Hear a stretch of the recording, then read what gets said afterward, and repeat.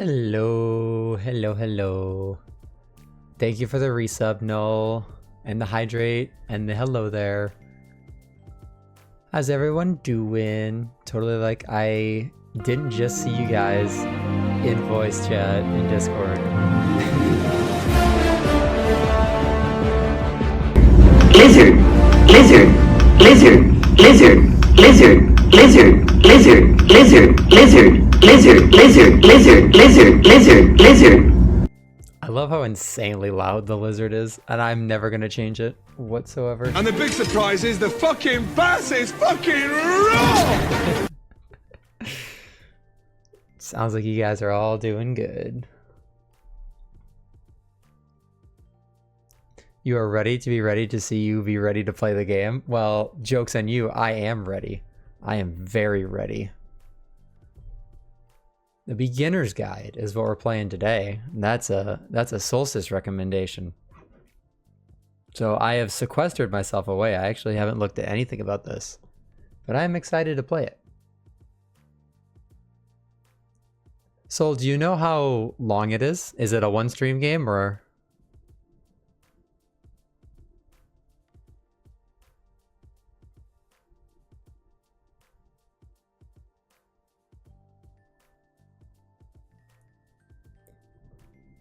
Should be short enough for one stream? Cool. As long as I don't soft lock myself, like I have a tendency to do.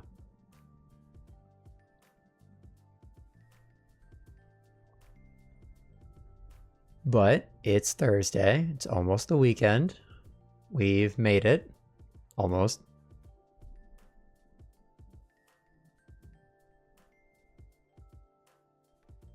You'd be baffled if I managed to? Well, I mean, I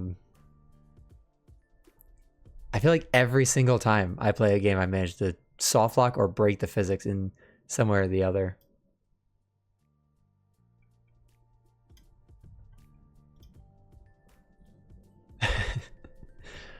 No, what are you talking about? It's very linear. Awesome. I usually still find a way to somehow break things.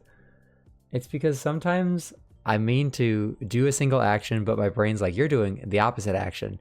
And in the meantime, wires cross, and then all of a sudden, soft lock.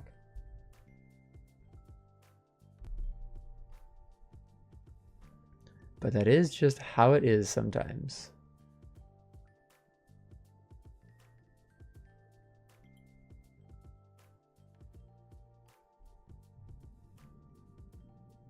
So Sol, how did you find this game? Was this just recommended to you, or did you watch someone else play it?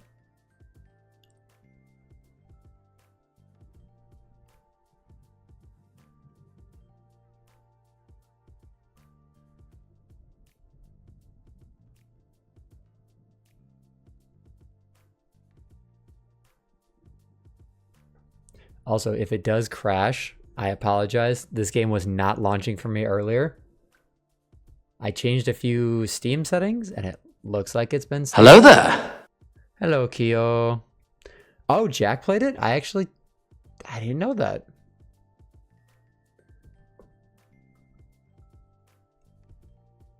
I figured Kyo was lurking while they're playing Overwatch.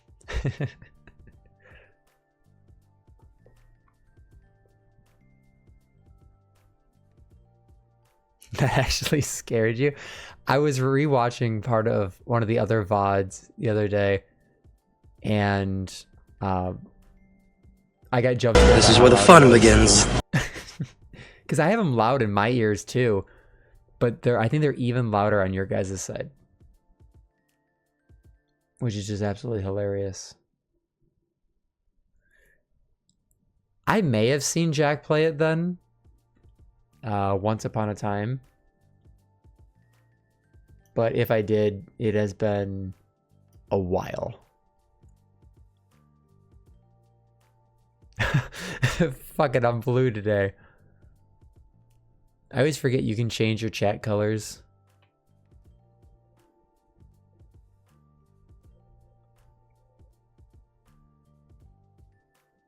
You miss your cracked Moira. Are we playing Overwatch tomorrow night? I forgot to ask you earlier. But also, you don't even need a cracked Moira anymore because you're cracked Yachty.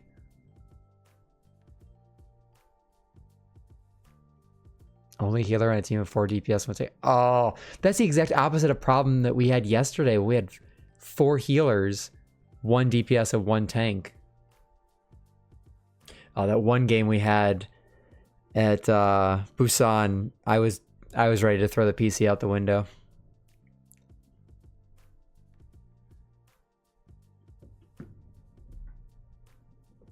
Getting double teamed by their tanks at our spawn while our Reaper just decided to do whatever the hell he wanted. Yeah, it was. I'm glad we played 2 more games after that because the other 2 were much better. And we ended off on a win.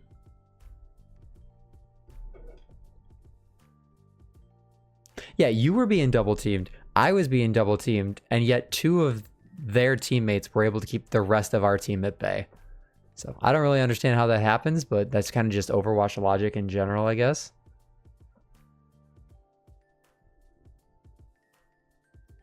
Oh, I know. That hamster knew where I was at all times. Yeah, he had target acquired on me the second I got out of spawn.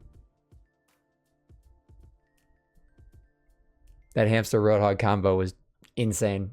They were so annoying.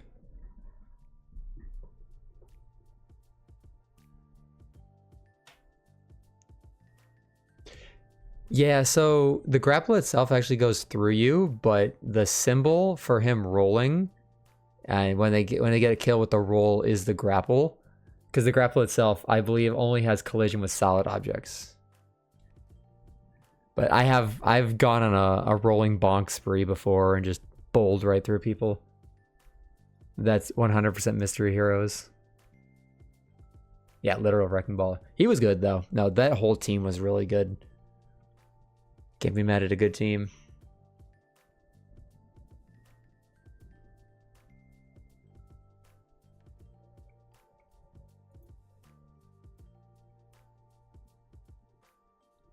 But yeah, good luck if you're playing Stadium, because I am not playing Stadium.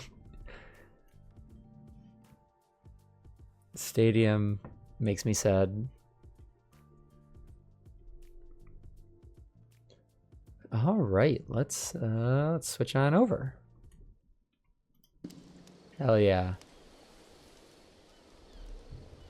Grind the hard way.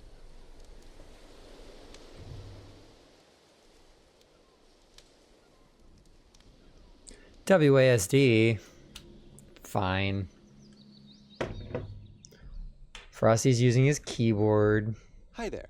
Thank you very much for playing the Beginner's Guide. My name is Davey Reedon.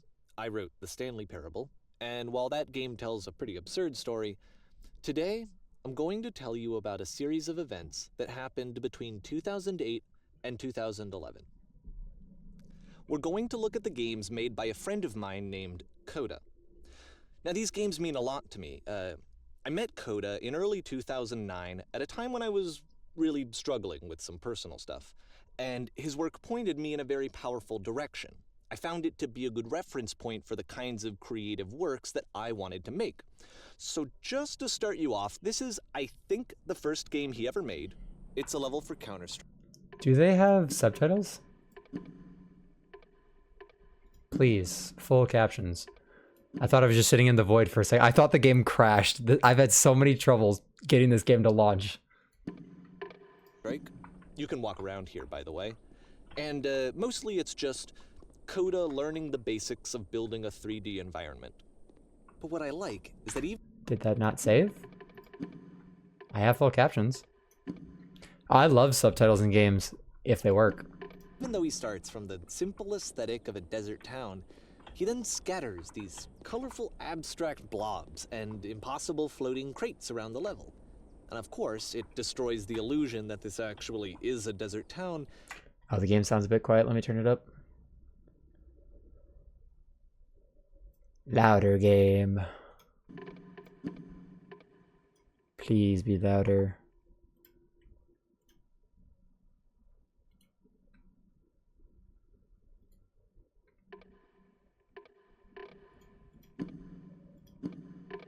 And instead this level becomes a kind of calling card from its creator. It's like a reminder that this video game was constructed by a real person. And it kind of makes you wonder, what was going through his head as he was building this? This is what I like about all of Coda's games. I mean, not that they're all fascinating as games, but that they are all going to give us access to their creator. I want us to see past the games themselves. I want to get to know who this human being really is. And that's exactly what we're going to do here. So, it's 2008. Coda starts making these games. Okay, where are my subtitles though, for real? There's no apply button, so it's just there. And he never releases any of them. He doesn't put them onto the internet, he just makes them and then immediately abandons them and they sit on his computer forever. And I think he really understood this image of himself as a recluse. At one point he jokingly renamed his computer's recycling bin to Important Games Folder. So, you know, this was just how he worked. He tended to crank them out one after the other without even really pausing to try to understand what he had just made, until suddenly one day, Gotcha. he just stopped. In 2011, that was it. He made his last game and then he hasn't made another one since. And that's why I've taken this opportunity to gather all of his work together, is because I find his games powerful and interesting, and I'd like this collection to reach him, to maybe encourage him to start creating again. And if the people like you who play this also happen to find his work interesting, then I'm sure it'll just send that much stronger of a message of encouragement to Coda. So thanks for joining me on this. If you have a particular interpretation that I haven't mentioned here, or if you just need to get in touch, you can email me at daveyWreden@gmail.com. Okay, that's about it for introduction. Let's take a look at Coda's first proper game. As each game is loading, I'll show you the date that it was completed. This first one was made in November 2008. All right. I hope there's subtitles. If there's not subtitles, I might have to restart the game. I have a gun! This game is called Escape from Whisper. There we go. And it's one of the more generic games you'll see from Coda.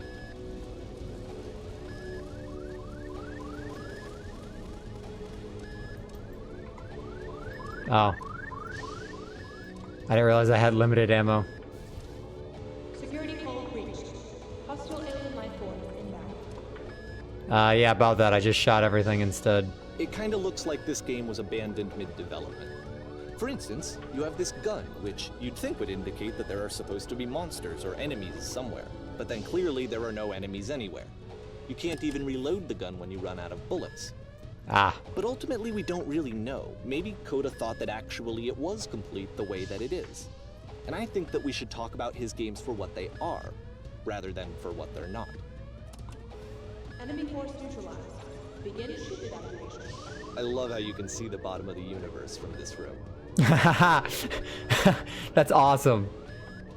I really wish I could just break out of bounds. I really want to clip through here.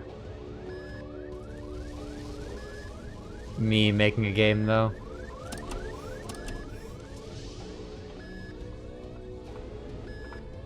Ah yes.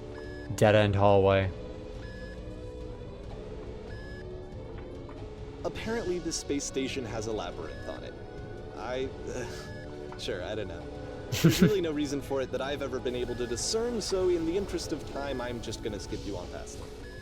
Oh, I'd definitely be my own QA tester. I'd break the hell out of it and then get pissed that I can't figure it out. That's interesting. The game has this narrative about the whisper machine and how it has to be turned off, and then you get to the engine room. The whisper machine. Hey, you there, in the engine room. You could save us all. That beam is powering the whisper machine. We could disrupt it by introducing a great enough heat signature. If your body could stop the beam. Hear that, guys? I'm hot. It's so much Let's faster fucking do for all it. of our lives. Would you do it? Could you give yourself? Absolutely. Let me in there. I'm ready to die. Let me pause here for a second. What you just experienced, stepping into the beam and then dying, is probably what Coda had initially intended when he was developing this level. But when he first compiles and plays it, something goes wrong. There's a bug somewhere. And this is Too what hot. happens instead.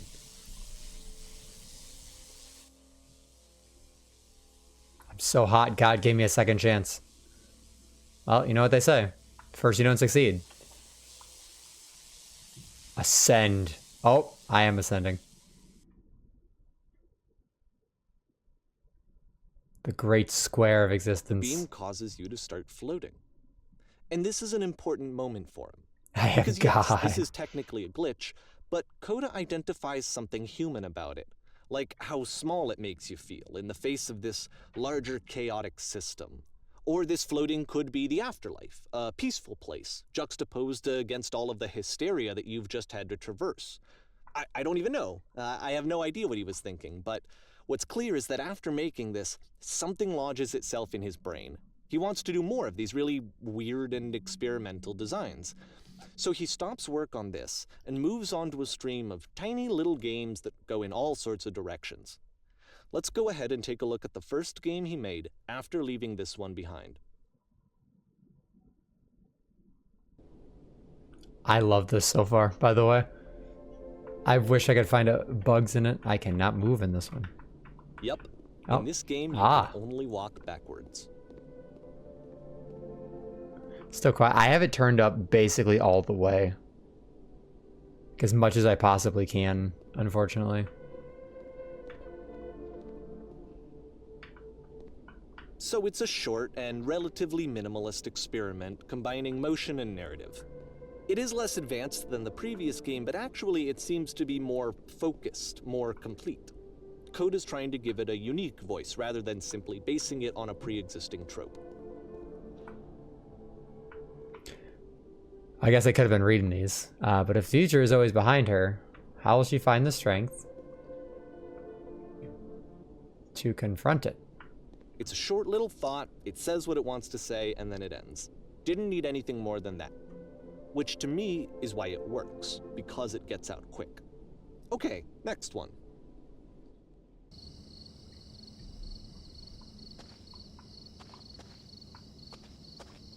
Oh, I can jump in this one. You are now entering Shrek's Swamp. And that's it. Okay, the meaning of this game won't be clear just yet. Please be patient with me for a few more games, and I promise you'll see what makes it interesting. AKA Florida. I didn't see a gator. Oftentimes, Coda would put bizarre titles like this one at the start of his games. Oh. I wish I'd known him at the time that he was making these early games. He would really only talk to me about his work as he was making it. Once he stopped work on a game, that was it. It was dead to him. And I don't agree with that at all, but what are you gonna do? Why do I have a crouch button? Hold on, I gotta see something. Okay. It won't uncrouch you and clip through collision.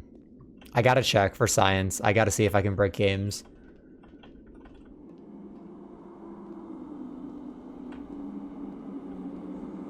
Oh, I am definitely walking slower.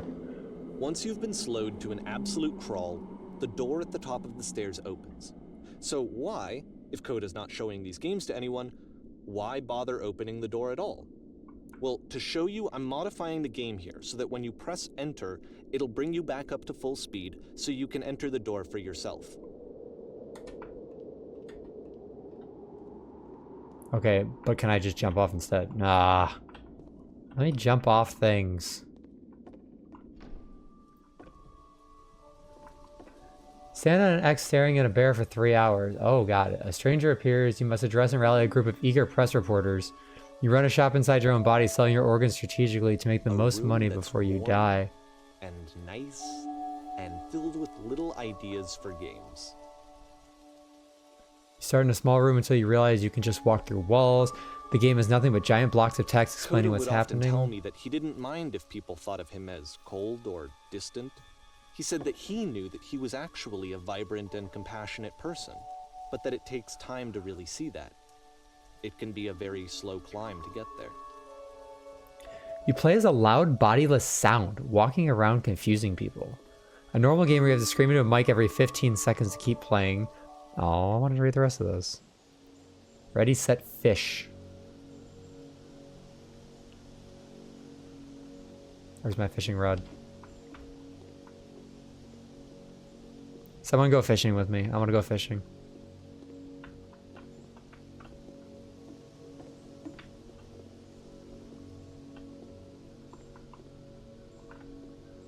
Well, this is new for Coda. It's an actual puzzle. Go ahead and see if you can solve it. What the?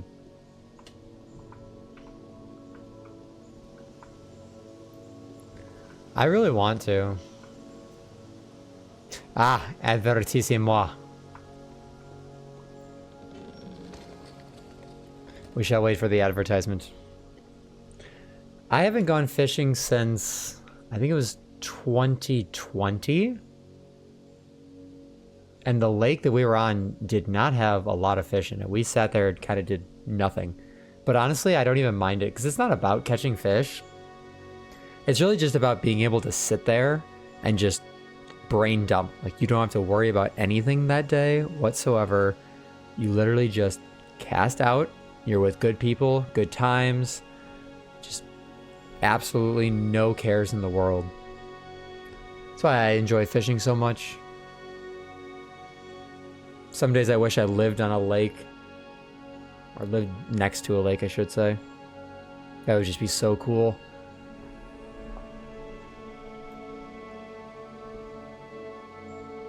Maybe the fish were the friends we made along the way. Yes! Oh my god, exactly. Fish! Fish, fish, fish. Fish, fish. Fish, fish, fish. Yeah, no, I want to go fishing. Maybe I can find time to do it this spring or summer. Even if it was for a day or so. Alright, welcome back from the ads. Now what do I do about this? Alright, let me just walk you through it. Oh, okay. You're gonna hit the switch on the outside to open the door, then hit the same switch and walk through the door before it closes. You'll see a second switch on the inside, which will open the second door. Will I? Ah. Don't forget that solution, because we're going to see this puzzle again soon. We're gonna see it a lot. What's with this face in the wall? Could be something else, but we're not gonna talk about it.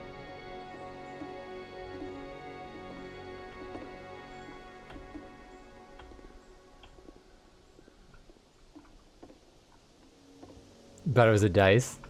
It could be.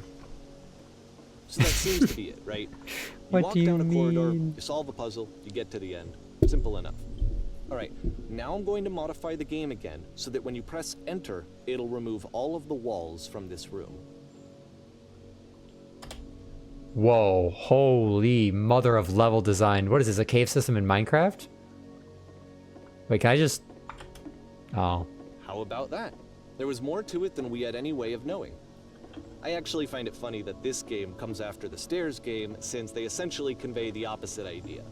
So, in the Stairs game, a dull exterior conceals a rich Slurpable interior. noodles. And then, in It's this ramen level, a dull calling to me interior from hides Japan. this fantastic outer world. Either way, I think that the point is the same, is that most of the time you don't get to know what you're missing, or even that you're missing anything. That's not your role as a player. So if your role here is not to understand, then what is it?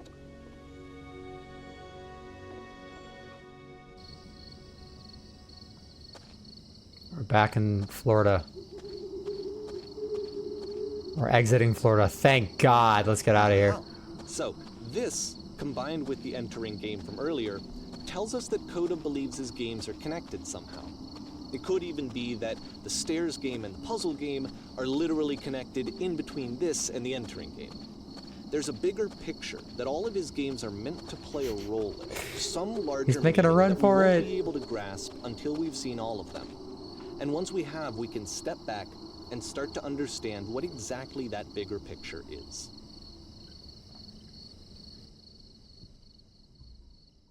Great and lovely descent into madness. Oh, that is very bright. Pardon me as I get flashbanged. Let's talk about video game development for a second.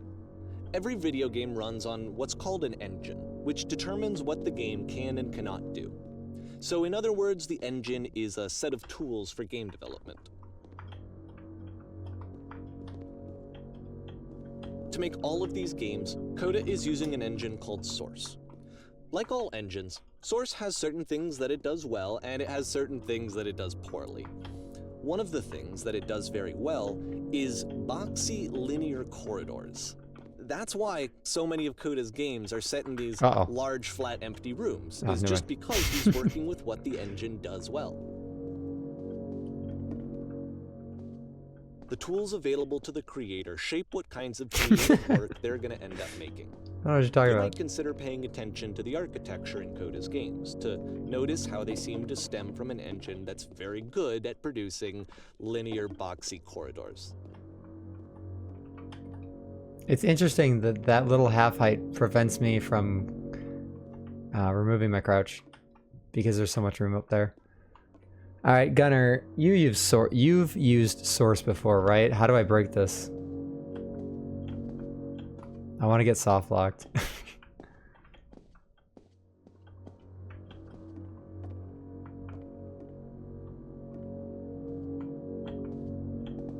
Hold on. Hold on, I think I did it. I think I did it. You bet your ass I did. I just soft locked myself. I literally, I cannot get out.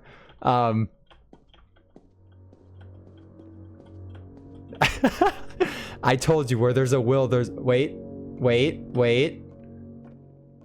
I fixed it. I fixed it, don't worry.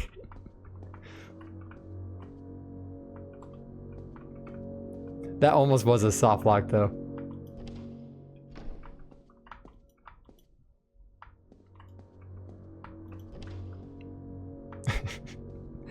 I genuinely thought.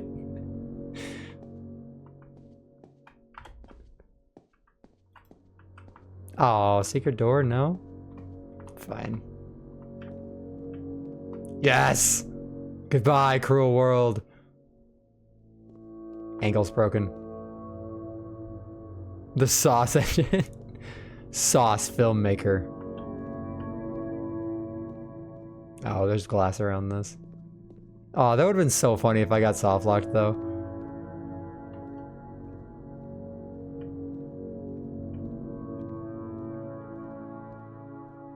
Red sauce. Oh, we're in the back rooms.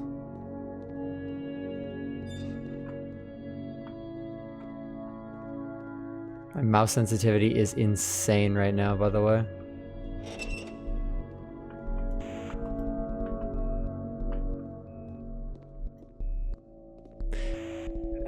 Yeah, see, I don't like Alfredo.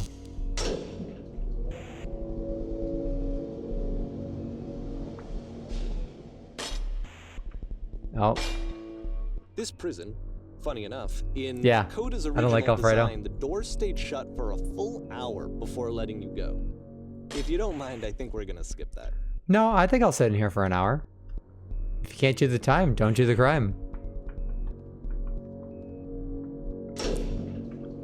Okay, This is something that maybe you I and just used haven't to had the argue right about, Alfredo yet. You know, whether a game ought to actually be playable, whether it means anything if no one can get through it. And I would always defend that, you know, all this work goes into the game, why not make it playable and accessible? And so we just got into heated arguments over it, and there was one time that after one of these conversations, he went home, and a day or two later, he sent me a zip file entitled Playable Games that was full of hundreds of individual games, each of which was just an empty box that you walked around in and nothing else. Believe me, I played every single one of those just to find out if there was like a gag hidden somewhere. There wasn't. Honestly, just from what I'm hearing about Coda, is that he doesn't make games for other people, he makes them to express his own creativity. I don't think there's anything wrong with that. But also, yeah, if you made me Alfredo, I would try it. I can respect the dedication to being petty. That's exactly something you would do.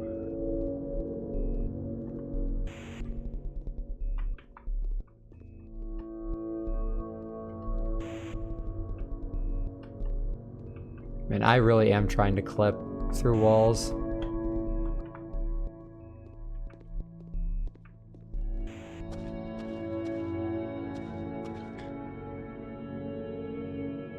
Yeah, art is expression, and yes, each of these games is like his own art form, and then the art is up to the artist if they want to share it or not. It's the puzzle again, with the exact same solution as the last time.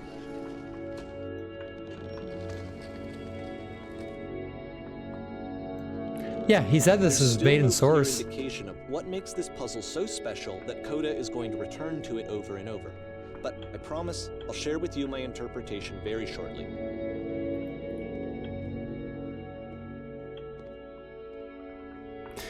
I'm a cook, not a scientist. This isn't chem class.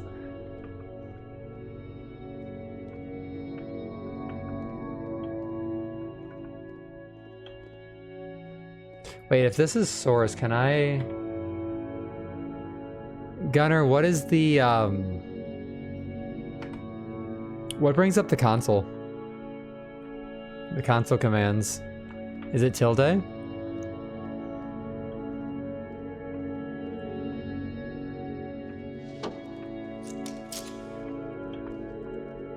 You there, Coda did you come begins from using a above? kind of What was dialogue up there? system that he fashioned out of the engine's chat capabilities. Use the 1, 2, 3 buttons on your keyboard to respond. There's a world stamped with whiteness. That's the world above. You've been there. Now, this is important. Did you have to get through a puzzle with 2 doors and switches? Yes, I did. That was literally the last thing I did before coming here. You think it's F10? Again, perfect. Now, please tell us how you solved it. Tell us the solution. Tell us how to get to the other side. Alright, I'm just gonna hit F10 just because I'm curious. Okay, it did not work. Trust me, you don't want to go over there. Oh no, but I do. We do. We must get there. Do you understand? It is the most important thing in the world. We have to escape this prison. There must be an ending. I promise you, there is nothing I want here. Well,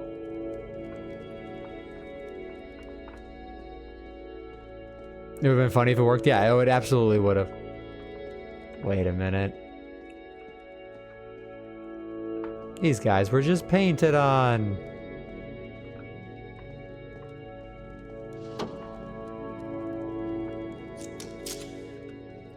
Hello, how did you get here? Was there a puzzle you had to pass through?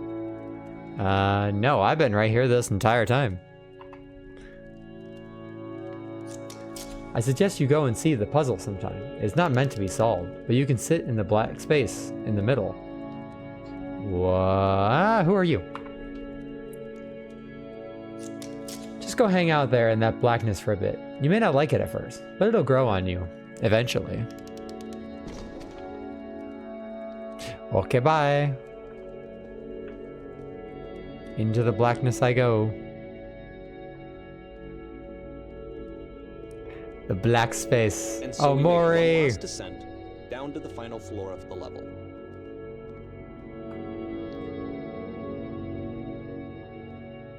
Or Pumori. Not Pumori. I will be playing a Mori very soon. I'm excited to play it.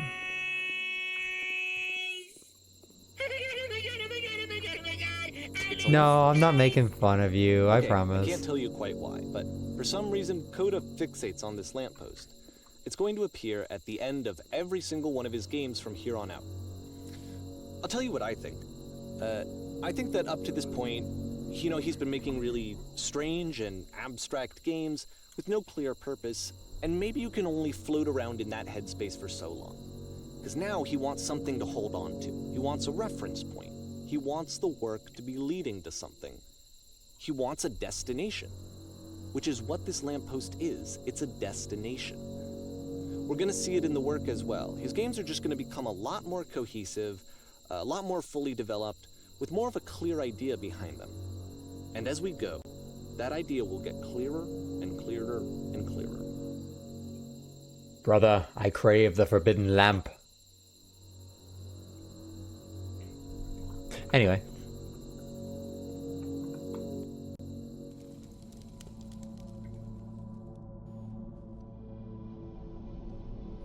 If you walk around, you can leave notes. All the notes you see are left by other players. Praise the sun. Try fingers, butthole? Nice room. Not. Why'd you capitalize the not, but not the nice? No, what's more? S'mores do sound good. So first off, I'm sure you can deduce this, but this game is not connected to the internet. All of the notes that you're gonna see have been written by Coda. This was actually the first game of his that I ever played. This was shortly after I met him at a weekend game jam in Sacramento, where I grew up. I saw him working on this very level, and it was just so different from anything that anyone else was doing. So right away I was like, I have to be friends with this person.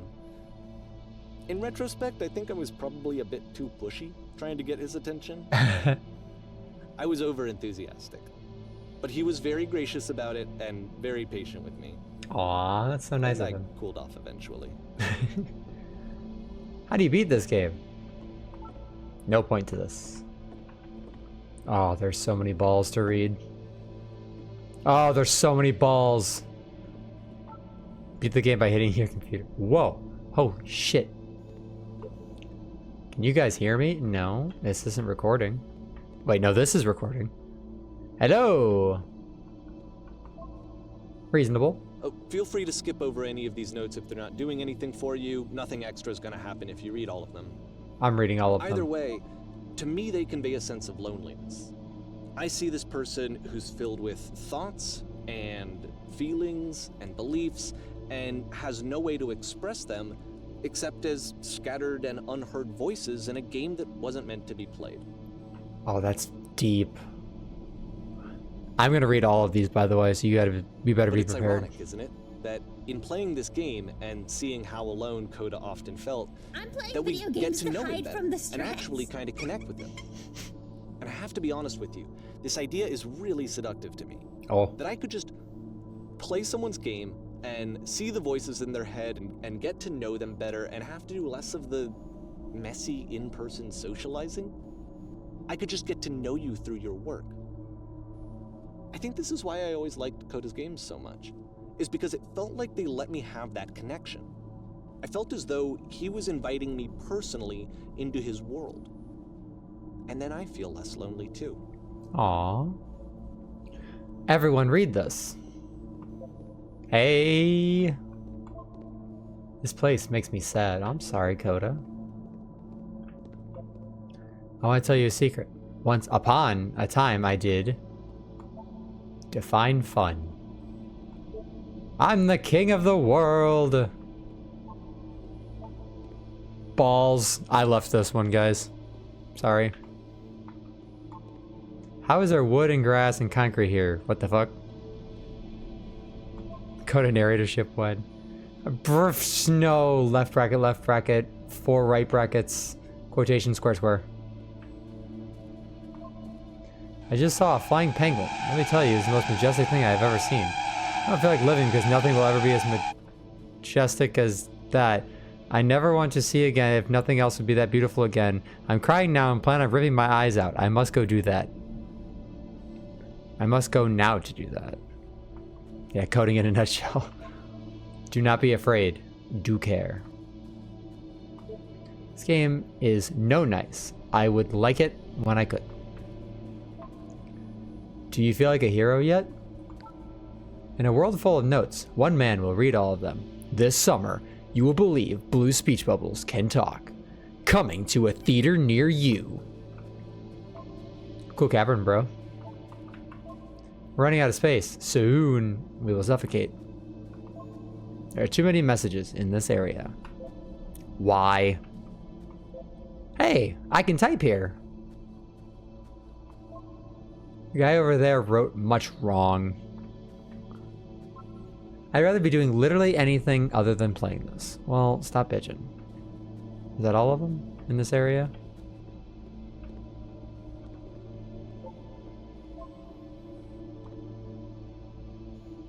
Why are there always the note bubbles on almost every Source game? Because it's a Source feature. Wait. I can go that way. Or I can go that way. Can I jump down? Ah, no, the forbidden bubbles. What's my no clip button? I want to see what they say. Man, if this actually is made with Source, I wonder if you could load it up in just a Source engine and see what they say. What the shit is this cavern? Boring. I can assure you, guaranteed, that there is an acorn somewhere. Here, in this place. And the sailors are looking for it. I crave the forbidden knowledge. Hey guys, just looking for someone to talk with. Aren't we all? I refuse to believe. Butt-ass butt. I need to go to the frickin' bathroom. Recognize me, please. I recognize you, random text bubble. You are not alone. There's nothing here. Go back. Okay. I can't take it. Oh, I can apparently. Don't listen to that guy. Well, you should have said that first. I just tried to jump. Coda is you. Well, when are you going to send me games to play? A free t-shirt. Need other side. Door, why you so? Mark makes game, includes door. Cannot open door. Thanks. Open sesame. Door, how open? When you learn how to make them? I've only ever made games in RPG Maker VX Ace. And I'm not good at it. Someday I will meet the person who made this. I need help because of the... brother. I help people because of the internal good feeling I get. New room! Do you hear the chimes? They keep you going, don't they? I would like very much to be desired. Scared of writing something. Don't want to feel judged. God damn. These are my internal monologues on a daily. It's not very crowded here. You can go in here, I think. Welcome. Congratulations. I don't really know where to go with this. Don't bother. Game where you leave notes and suddenly everyone's a poet. Door how open. I gotta drink some water here.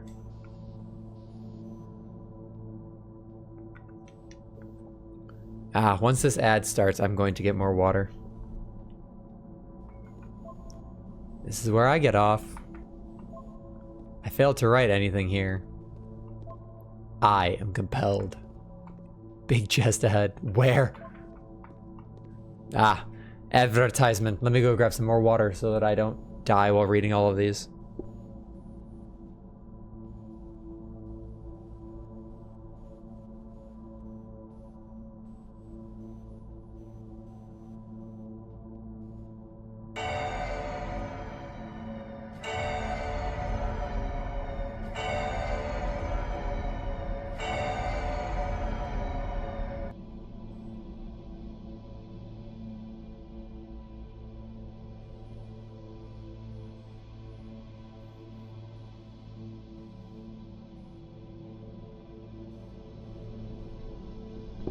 Make sure you're all drinking some water as well. Stay hydrated. Water is good for the soul. Elevator cough.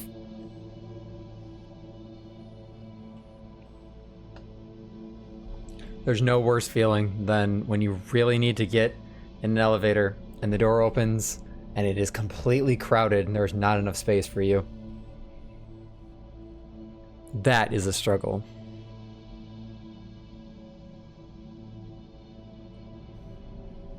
Alrighty, back from the ads.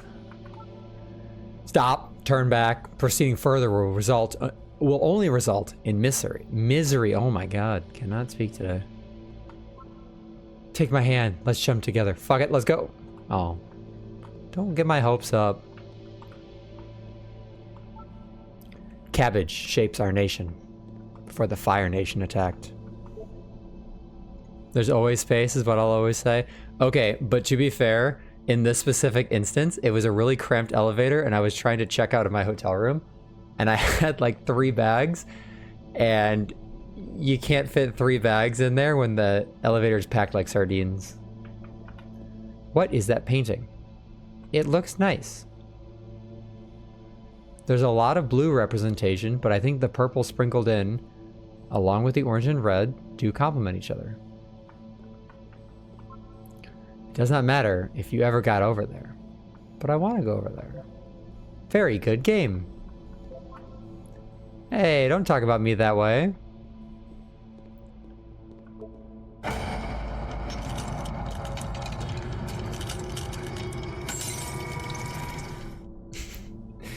I think I'm this is not going anywhere. Next time I will do better. I need someone to talk to. I will talk to you, friend. Please. I'm here for you. Tell me your secrets. Average Steam review. This is a note? Don't listen to other notes.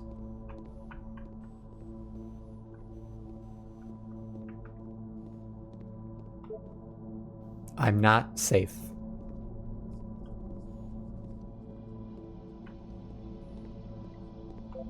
Today I learned you cannot fall off. Okay, but why? Ethical.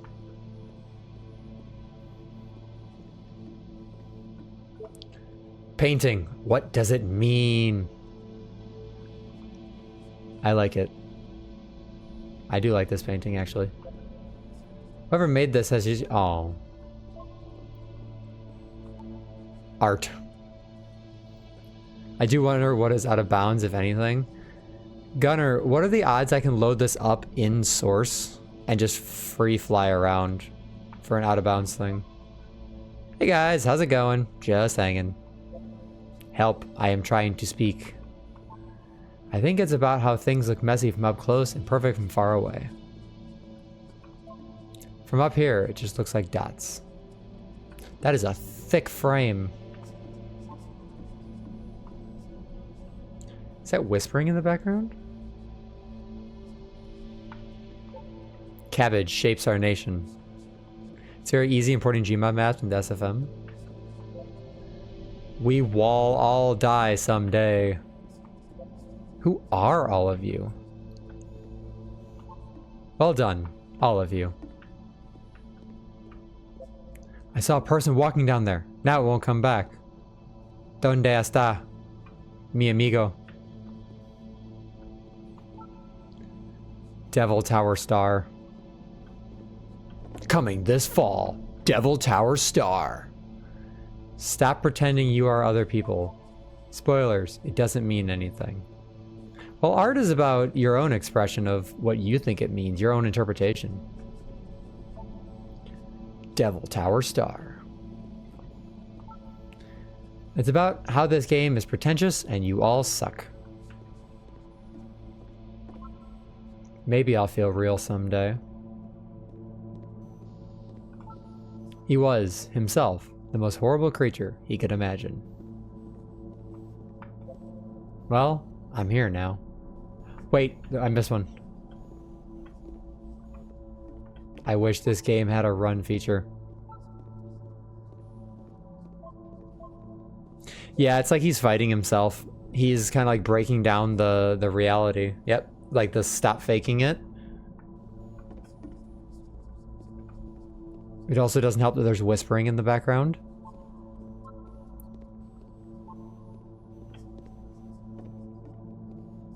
I totally understand. Yeah, we're all here now. There must be a reason for it, though. His terrible secret, he kept it well. I beat the game. More room? At the end of this level, we're going to see the puzzle again. And here, I'll tell you what I think the puzzle means. Each of these games represents an idea that was on Coda's mind at the time that he was making it. And the puzzle is a way of closing the door on a previous chapter of his life before moving on to the next one. Scared of writing something. Don't want to feel judged. No, there's definitely whispering. Escape. Escape. Need an escape. He cut it up and spread it between worlds. Almost there. I have seen everything. I've traveled the world. I've never told anyone. I wish there were notes in the real world. Become one with the spiraling nonsense. God gives the hardest battles to his strongest soldiers. When did I sign up for the war? When did I enlist? That fit in perfectly with all of the whispering. Downward, keep digging. In each of his games, after exploring a theme that, he might find difficult, Coda can then place this puzzle that he knows has a reliable solution, he understands exactly how it works, and so it gives him a simple mechanism for moving on.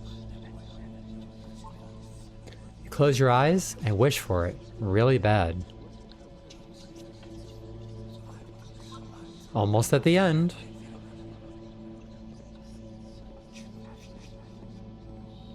It's kind of like, at least from my opinion, that, no matter what situation you face, the ending will always be similar, or the way to fix it is similar. Does this puzzle have a solution? OMG, I've been here for literally an hour. What the fuck do I do? Help! Help! This doesn't make sense. The second door won't open. Shit, how do you solve it? Developer, answers, please? And because there's this dark area between the doors, a space between spaces, before you move on, you get to pause. Just for a moment, a few seconds to reflect on and let go of the events that led you here. To step back and connect the pieces together. To grasp at that elusive bigger picture. The doors could also represent the stability in your life, that no matter what happens, you will still have your doors, quote unquote, the ability to go to a place that makes you feel comfortable. Heading back to the start. Later, guys. Guys, it's not so bad in here. No answer, I think? There's no second switch. No solution.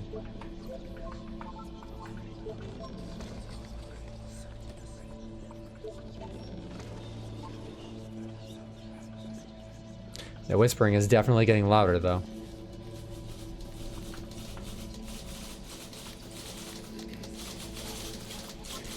How do you leave notes? Those typewriters? They are very loud.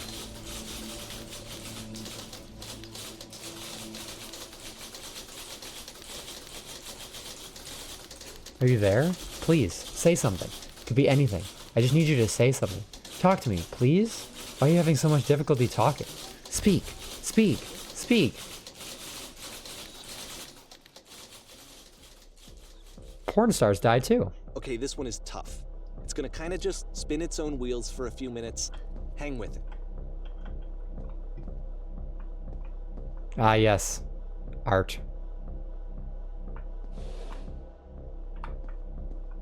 Why are all these doors so slim? Like, there's no way these couches are fitting through these doors. You cannot make that turn. Gunner, it's okay. They can't hurt you. Ah, yes. The same art.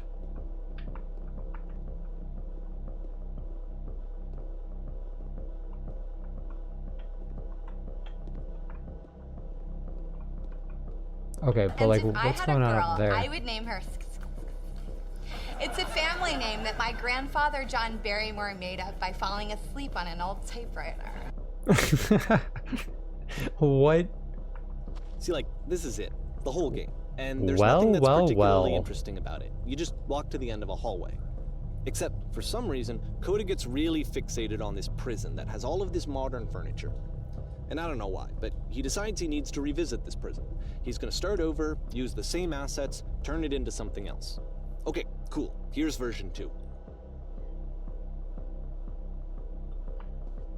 They repoed my furniture! What furniture ought to go in the center of the room? Put a giant hole in the ground. That's not a giant hole in the ground. What about along the wall of the room? 10 stoves. We're in Minecraft now. No. I think we should light up this room a bit. Live Tesla coils in each corner. That's not a Tesla coil. Table. You need a table. Pretty sure none of my choices are making any difference. What is this, Deltarune? Oh. There's a bit more to this one, but still it's not really communicating anything. It's kind of just weird for weirdness' sake. Can I get on top of any of this? So, okay, he throws it out and starts over. This time he comes at the prison idea from a different direction. Hello, please walk forward. Oh, no. Oh. Stanley walked through the red door. This guide will enable you to escape from any prison environment. Follow the instructions carefully. Take care that you remember each step. First, click on the table. Good. Go over to the photo frame and click to turn it slightly. Now, turn the floor lamp in this room off, and then turn it back on.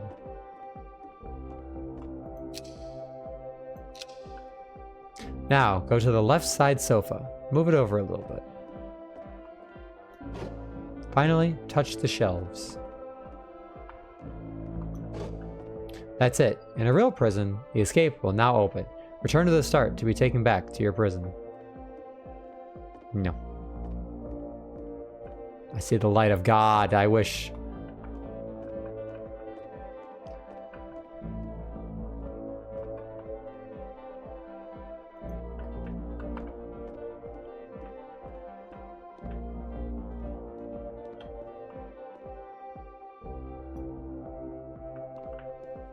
Let me return. And of course, now the table is gone and you can't begin the chain of events to escape. Ah! Here's a version where there are no bars, but you can't actually get to the well. And then a version where the inside of the prison is the outside and the outside is the inside.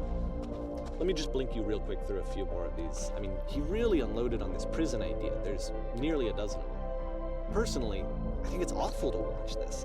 To see a person basically unraveling through their work. And for what? Like, at what point do you just go, maybe there are game ideas other than this prison that I can I like be this one. on. But Coda doesn't have that voice telling you to stop. That particular mechanism of defense against yourself. Without it, you just spiral. And so he keeps going and going and going and going and going. And then he hits on something. And he likes it. And that's it. He's done. He stops making prisons. This is the very last version of the prison game that he created. And the reason I think it works is that the prison is not actually in it. You are the prison. Your emotions have led you to force other people into a prison of your own making, to which there is no escape. All right, we went from really dark to, or really bright to really dark. Oh my god. Okay. Thanks, Kyo. I didn't want to sleep tonight. Half of you watching don't even know what this is.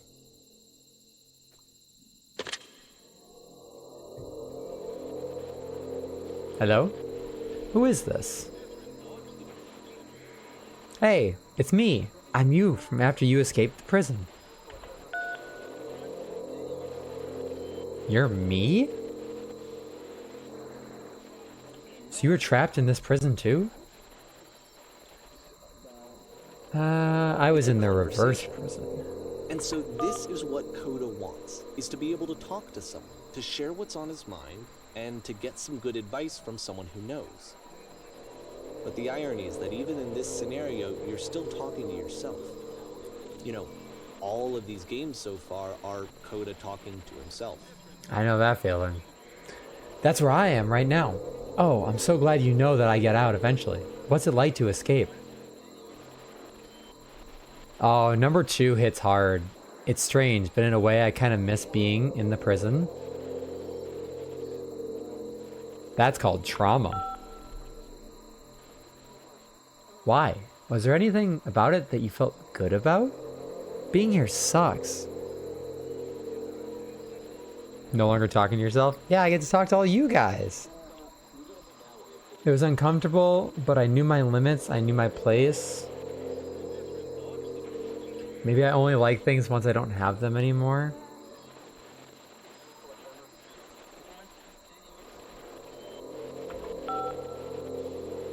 No, I didn't mean that you guys were pets. I meant that I get to talk to you wonderful people. I have more respect for you than that. Is it good though? It's comfortable, but it's inhuman. I couldn't live this way. Having limits is way more important than you probably realize right now. You'll see what I'm talking about when you've been there for a while longer. No, see, that's I'm gonna pause for a second. That's the important thing, and if this was in a trauma-based situation, is that sometimes it's really hard to break away from that trauma. Because you've been so used to it day in and day out that it becomes your norm, and changing something like that is so terrifying because of the amount of work that it takes to change, that some people will just sit in silence. They will suffer in silence until they essentially just wither away, because that silence, that pain is comfortable for them. But if you do put forth the effort to actually go and make a change for the better, even if it's not easy, even if it's really, really difficult and it takes all of your mental fortitude, and you want to just break down every wall, like you said, change is scary. It's very scary, but in the long run, if you're changing for the better, it is worth every single hardship, even if it doesn't seem like it in the midst of it. Because eventually, if you don't keep following the storm will pass. And then you will be left with destruction on the other side. But from that destruction, you can rebuild. You can reinforce, and you can be a better version of yourself. So, I believe that number 2 and number 3 are similar to a Stockholm syndrome, or living within your own trauma for so long that you no longer recognize what true freedom actually is, true happiness. And you've convinced yourself that, oh, I either deserve this or this is my safety, when this is the very thing that's been destroying you from the beginning. Nothing worth fighting for comes for free. You will always have to put forth the effort if you want to change, or if you want someone in your life, or if you want someone out of your life.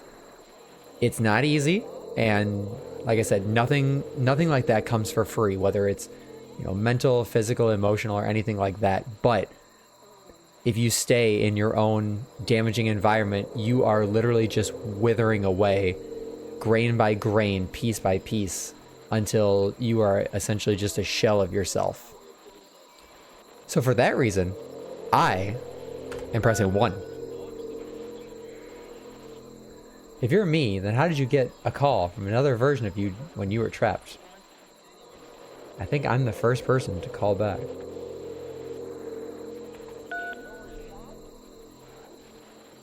And can you tell me how to get out? Maybe I can come find you. What do I have to do? Ooh, this is another good one. Sincerity? Tell me how you feel right now, or just talk with me for a bit. Sincerity doesn't always get you everything, because you can be sincere to somebody, you can pour your heart out, and just because you were able to gather up that emotional courage to do so does not mean that they're necessarily going to listen. I guess all three of these kind of are the same thing in that line of thought, but sincerity doesn't always get you that far. I think either telling me how you feel right now or talking with me for a bit, it won't always get you out of a situation, but being able to talk to somebody that you trust, somebody that you care about, will be able to lighten the load. Because most of the time, and I'm going to talk through this ad, most of the time, the isolation is what does the most damage. If you are in a situation in which you feel like you can't talk to anybody because of what's going on, then the only person you have is yourself. And when you judge yourself, it's a self-fulfilling prophecy of pain and suffering. Whether it is just you or if someone else in your life is causing you problems, if they're the only person you can turn to, or if you're the only person you can turn to, and in that situation you are your own abuser, or you're faced with only being able to talk to your abuser, you're never going to be able to see the other side of it, because you're only seeing the perspective of the person who has been abused or the person who is doing the abusing. And of course, they're not going to want to admit that something is wrong, because then they would have to own up to their own faults. And owning up to your own faults is one of the hardest things that anyone can do, whether it is an abuser or a victim or anyone in between. So, with that being said, I think number 3, to get out, just talk with me for a bit in the perspective of, and I'm digging way too into this, but in the perspective of someone who was being abused or is a victim, talking to somebody who wants to help. So number 3. What? That will free me? How does that work? It'll make sense. Because sometimes all you have to do is reach out to that person. Reach out to that person that you are safe with. Okay, I can talk. Let's just talk for a bit. Will you be here? I will be here for as long as you need. Damn right.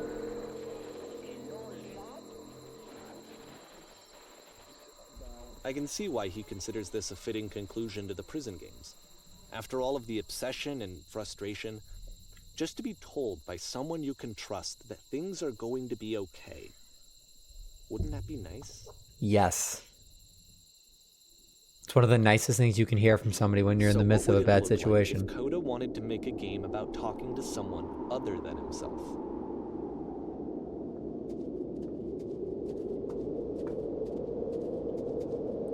To me, this environment is meant to represent Coda's puzzle, with the 2 doors on either side and a dark transitional space between. It's a very cozy looking house. I don't necessarily trust glass tables, and someone also spilled a drink on it. I'm always worried they're going to shatter.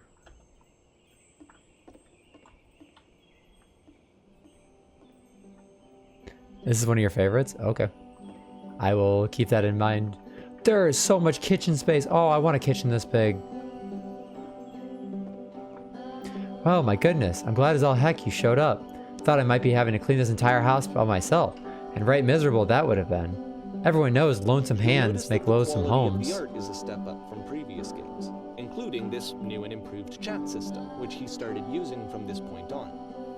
From here on out, he begins putting much more effort into the visual polish of his work, and this particular game took 2 months to create as a result. Don't worry about me. A place this nice, I'll be glad to stay here all night. Well, now you might just be getting a little ahead of yourself there, no? Why don't we start cleaning and then you decide you can do that all night? I'll finish up here. In the meantime, could you please clear the table? Hey, glass tables, because my babysitter was always insistent we didn't touch it because she didn't want to clean fingerprints. What's the point of having a table if you can't use it?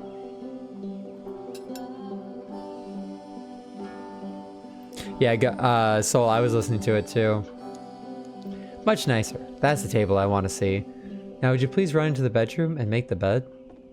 What am I making it into?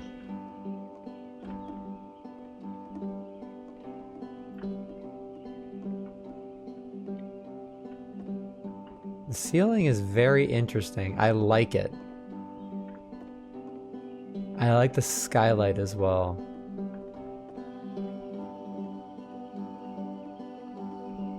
Oh, this would make me uncomfortable. Literally anybody could just look in while you're sleeping. Oh no, no, too much. Please organize your bookshelf. Also, oh, it is at an angle. I was gonna say the bed isn't against the wall, but it is.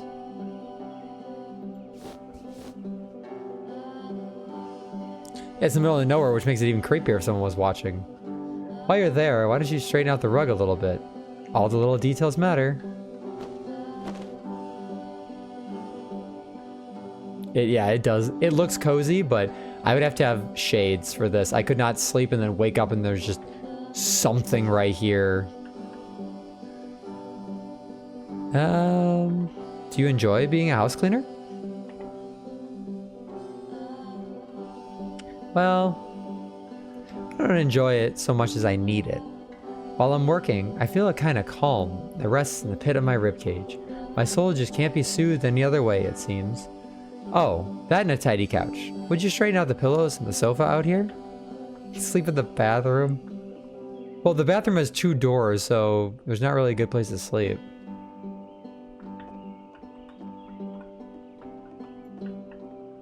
I don't know, I could just see like you waking up and you looking and there's just something right there. Face up against the glass.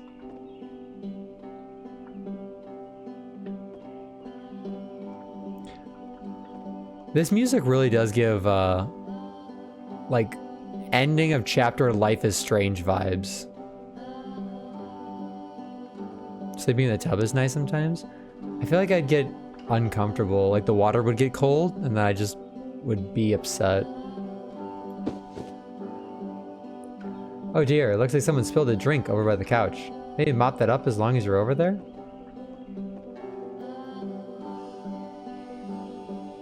Oh, like in the tub? With no bath running?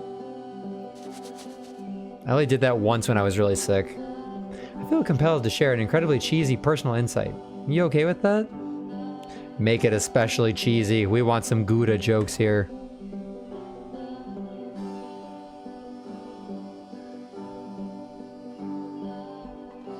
No. Oh. No! No! You can't tell me it was gonna be cheesy and then not say it. Hey, these dishes need to be washed. Why don't you come do that? Can I take this glass?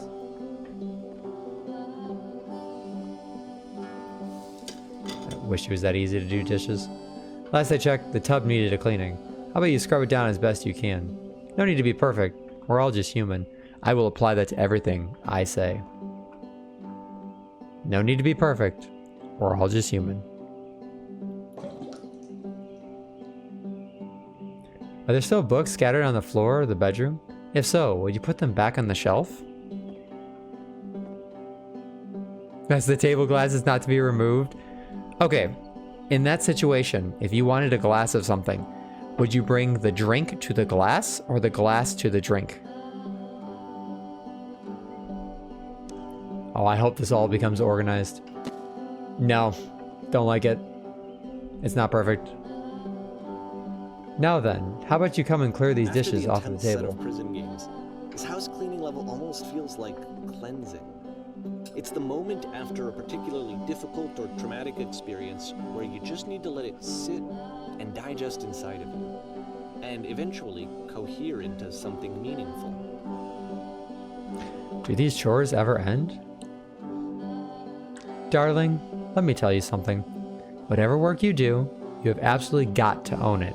Otherwise, it owns you. So why don't we be with the task at hand and leave the future chores to future you? Present you wants to smooth out the rug in the bedroom, believe it or not. What did you do while I was gone today? Of all his work, actually, this was the only one he called me up to ask me to come over and look at it. This was during a period of a few months where he was like grossly happy all the time. Just walked around with a constant smile on his face.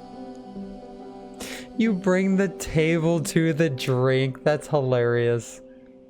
We should have the focus to do that once in a while. I get in hyper cleaning modes where everything drives me up a wall, and it happens a lot, where I will just go and just straighten everything out. I will sweep the floors. I will dust off everything. You know, if something looks dirty, I'm just like, I cannot physically function as a human being until this is clean. And it absolutely drives me insane.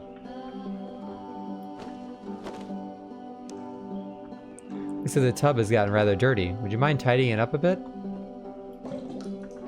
I never said I was. Earlier, when I said I had a really cheesy thought, I was going to say it occurs to me that one's house is a lot like one's soul. You take care of it, and it takes care of you. Don't know why I felt so weird about saying that. But there's a hint of truth in it, no? You know, this also goes hand in hand with home is where the heart is.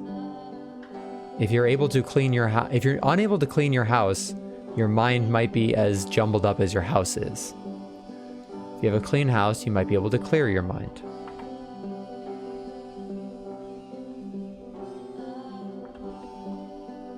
Anyway, so housekeeping. Let's keep doing this. Books. Would you please clean up the books? Thanks.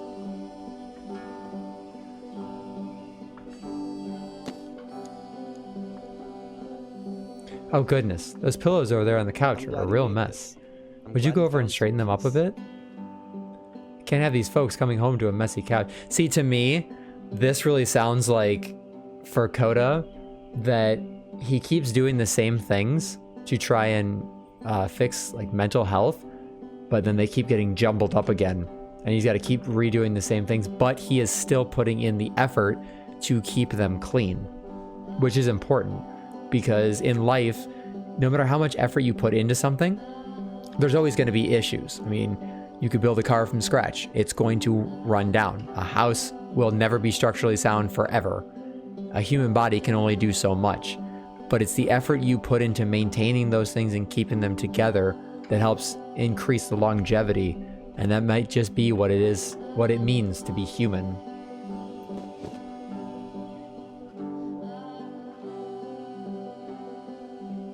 Question. But, of Do you course, enjoy it this? can't last. The music stops, your companion is gone, it's time to leave. The door at the top of the hill is now open as well. Again, you can't stay in the dark space for too long. You just can't. You have to keep moving. It's how you stay alive. You know, agree, but also disagree. Because sometimes the dark space is where you find comfort, but at the end of the day, if that dark space is consuming you, then yes, you cannot stay in it forever, because you will end up losing your absolute mind trying to find solace in something that is cold and empty.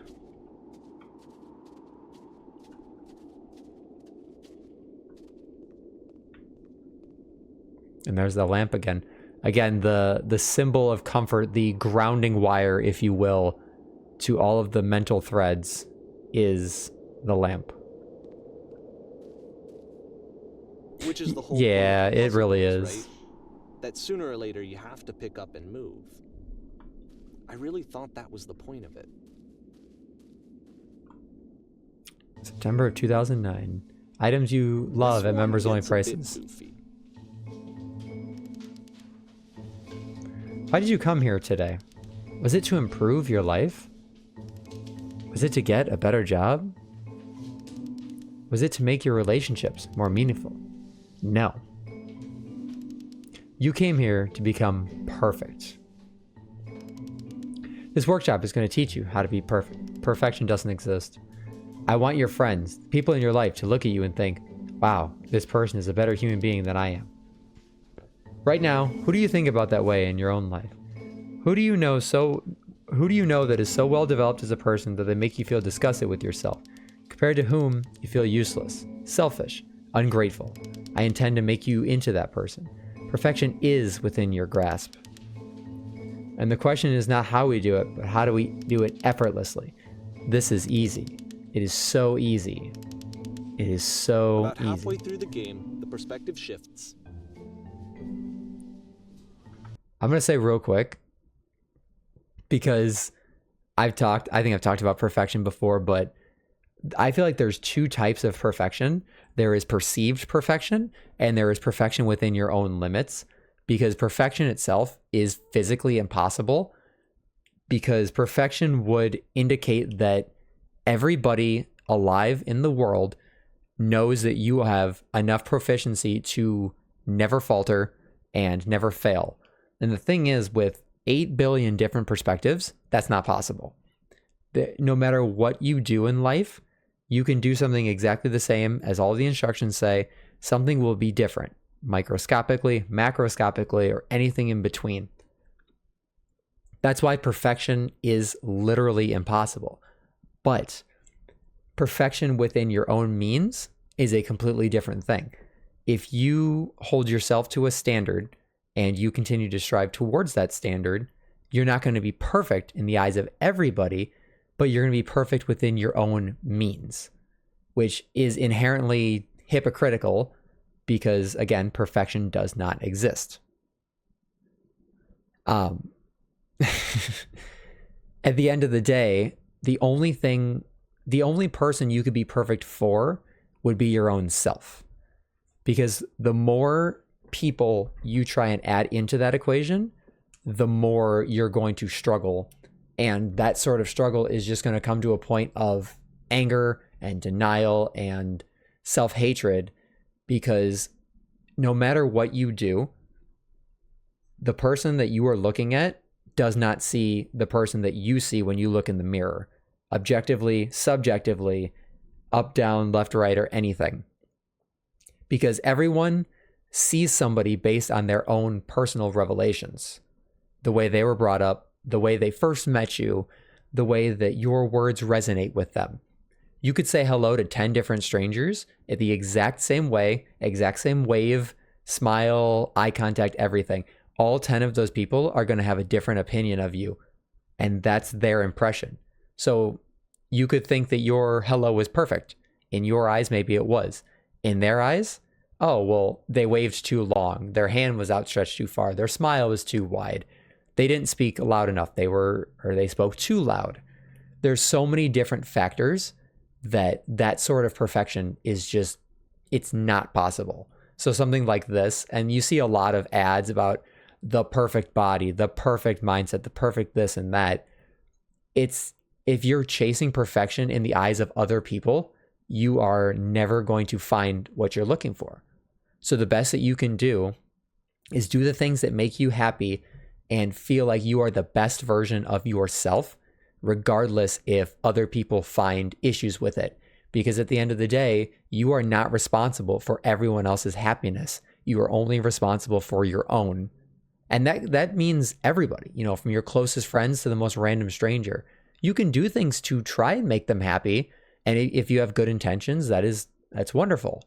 But if they don't accept it, or they make you feel bad because of it, then it's a lot of just being able to push through and know that at the end of the day, the only person whose opinion really matters is your own.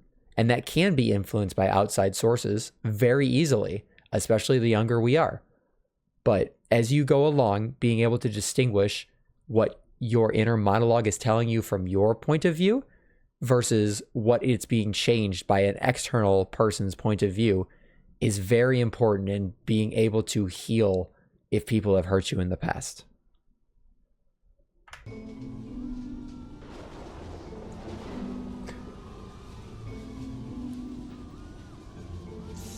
And you play as the teacher. And suddenly, you discover that your teacher is just as bigoted and afraid as you are. Oh, and also you can move around the classroom now. This is the key. How do I achieve it with no effort?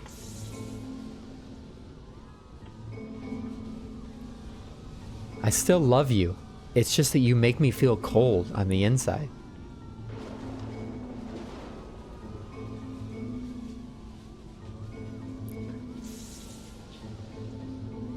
Hello, Creepers1. How are you doing? Thank you for stopping by. I don't know if you just joined right in the middle of that whole rant about perfection or not.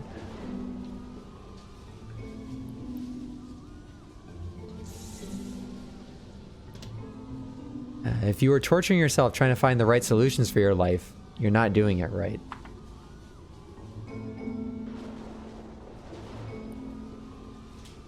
Do you understand that you won't be happy until you love me? This is for you.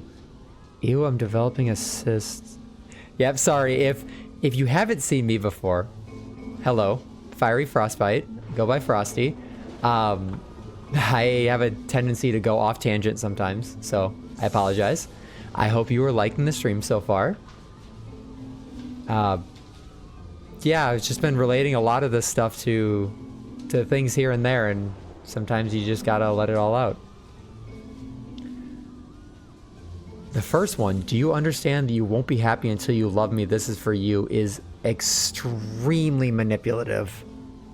That is something you would say to somebody when they are suffering so that you do not have to bear the burden of the consequences of your actions.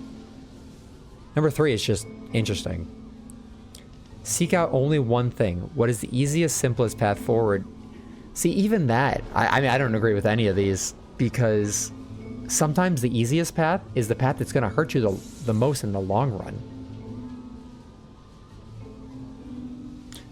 I don't want to say I'm developing a cyst, and I definitely don't want to do the first one, so I guess we'll do the second one. Anyone want to do some ecstasy after this? What the hell? Okay. There is no truth. There is no path. Oh, so you got self-doubt. Do what is easiest, do what is simplest, feel is true. Holy shit, you guys, something is coming out of the back of the room. Look out.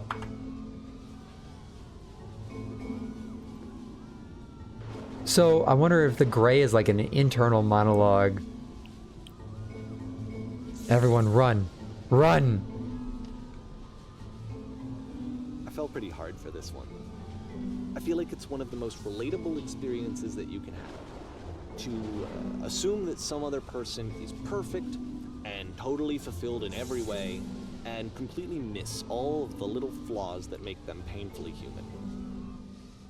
You're thinking you're reading first chats and panicking coming to mod during matches? Oh no, you're fine. Well, that's... I'm gonna pause this one more time because I have more to add to this. That is another part of that thought, is if you assume somebody has it all together, 99% of the time, they don't. They do not in the slightest. And maybe they're just better at convincing you that they are, that everything's okay. But everyone has their own struggles. And just because everything looks fine on the outside does not mean that everything is fine on the inside. And if you start, let me gather my thoughts here for a second. If you start trying to live your life based on that thought that they are perfect, so I must be perfect, and then once you start to see the fact that they aren't, then you start questioning yourself. You know, I did all of this to be like them, but they're still struggling, so why did I do it? And the point of being alive is that you're not supposed to be perfect, and you're not supposed to replicate anybody else. Yeah, I saw that there's an ad. I'm just going to talk right through this one. If you try and be someone you're not because you think that they're better than you, you're always going to find a dead end. The worse society pushes their perspective onto us. Exactly. But even in a group of friends, like if you see somebody who's like, they seem happier, and you decide that you want to be just like them because they seem happy, they seem like they have their life put together, or anything along the lines of that. And then you get to know them more and you find out, oh shit, you know, the stuff in their life is really bad, or they have a bad trait or something like this. And you've tried to align yourself to be like them, then all of a sudden you can no longer relate to them. They've had this trauma that has made them the way they are. They've had this experience that's made them the way they are. They act this way because of this. Well, at that point, you could copy them, but you're not going to be them. And that's why it's always so important to always be yourself. And if there's a part of you you don't like, a part of you that bothers you, a part of you that nags at you, do what you can to fix that so that you are happy within your own right, not being happy for or because of someone else. And that's not to say that people can't make you happy. People can make you happy. Like, that's very simple. Human beings are social creatures. We can feed off of each other's energy, both positive and negative. But at the end of the day, the only person who can truly make a change in your own life is you. Asking for help is not a bad thing. Asking for help also comes with the realization that other people, the people you're asking for help from, do also have their own problems. So asking for help also can always come with the, I'm here to help you, you're here to help me, let's help each other. Let's help each other be better people. Because again, we can't be perfect, but let's do what we can to be better together within our own limits. I promise I'll finish this game. Took a lot longer than all the others for Coda to make. It was 4 months. Old man wisdom. That's twice as long as it took him to make any other game before this. And it's not like it's particularly complex. So I remember I found that a little strange at the time.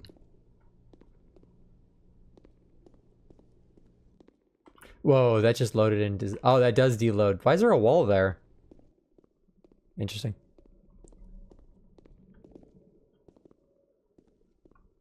Also, I saw I'm on chapter 12. Soul, how many chapters are there in here? Do you know? I'm really loving this game.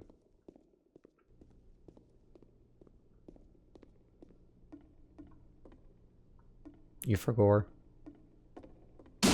Oh my god, that's so bright. Ah, the performance is beginning. Places, please.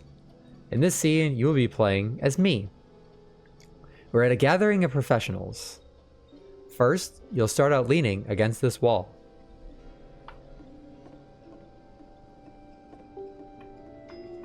Good. Stay right there. The woman across the room, in this chair, is a professional photographer of animals. It's your dream to photograph animals professionally. This is your one chance to learn something from her, to gain something, to succeed. Go on, say something to her. Hello. Hello? That's it? That's not a conversation. You actually need to converse with her. Be a human being. Do it again. Maybe halfway through, okay. Here are all of my hopes and dreams. No, no, no. That's not what I said to her at all. You're completely missing the tone of the conversation. I was reserved, but I knew what I wanted. I was confident. For some reason, it was just that one moment, but I was confident. Maybe it's so you need a better feel of the setting. There were a lot of people around us. I'll give you some props to work with. These cones that bounce when you touch them will represent people nearby. You talk to her again. Hold on.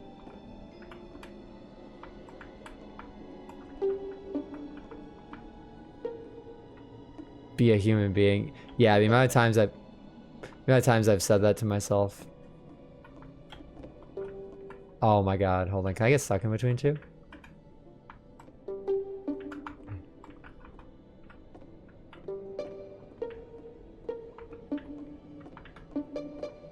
I want to get infinite loop, but I don't think it's gonna work. Okay. You must have worked really hard to get where you are. I bet you've learned to lean into the pain. Bet you've learned to lean into the pain. What are some sacrifices you've had to make?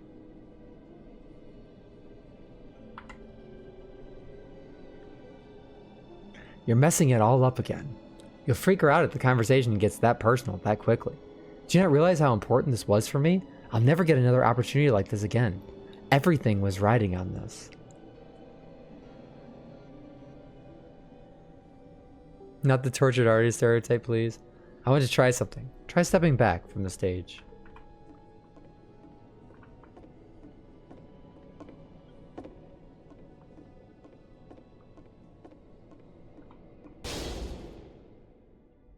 The prison again. Featuring lamp.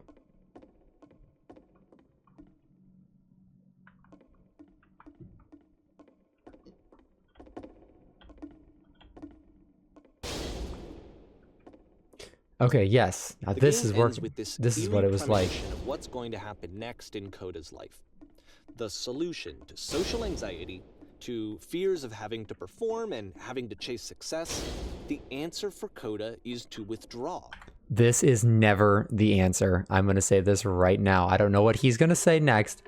Withdrawing and withdrawing within yourself and cutting people off is never the answer. To hide himself away. Which is what leads to scenarios like the stairs that slowed you down several games ago, where it just becomes harder and harder to access Coda's inner landscape because he keeps retreating. He just keeps backing away from possible connections to anyone other than himself. Do not do this. To be honest, I didn't consider it very healthy when I first played this game.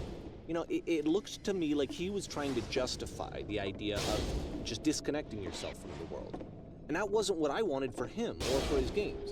Because I feel like a lot of his games are inviting me to connect with this person, to bring him closer. But what can you do? After this, Coda went off and took another 5 months to make a new game. Obvious tip. To play this game properly, you must keep your eyes closed. Click to begin the game. Wait, what?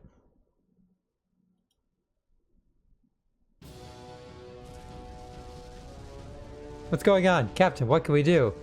Can we do anything? Something enormous just appeared on the radar. Help, I'm blind! My vision suddenly went black. We got a crash? There's a giant door and my vision went black. Can't see anything either? Please don't let this be forever.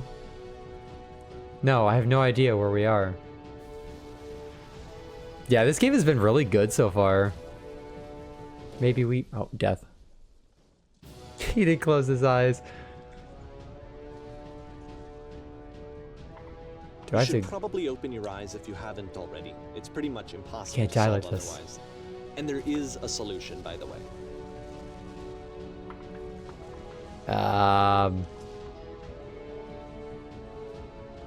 Take me to the command bridge. The truth. No way to stop it is to speak something that is honest. I still died.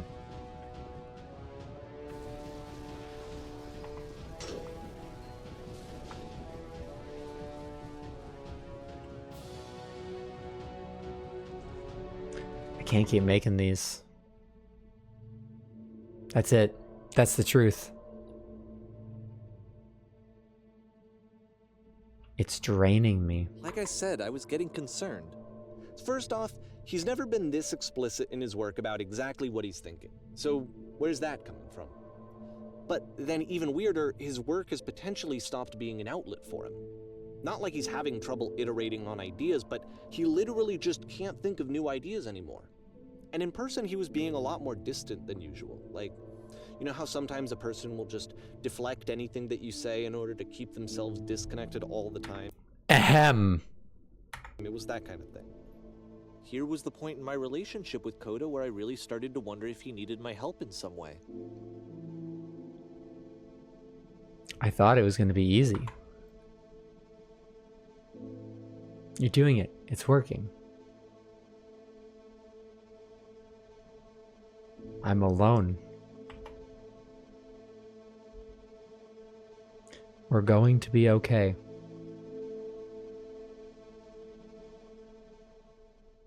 We are going to be okay. His games are going to get more desperate from here on out. After this game, it's almost 6 months before he finishes something new.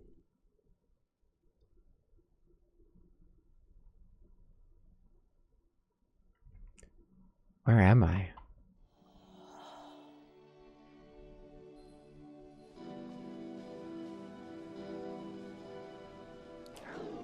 How do I get out of here?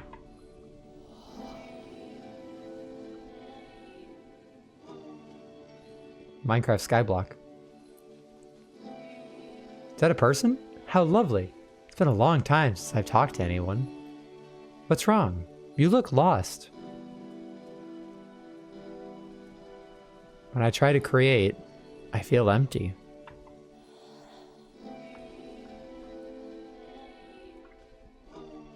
Oh no. What's happened? Did something change? There was a machine that kept me going, and it stopped.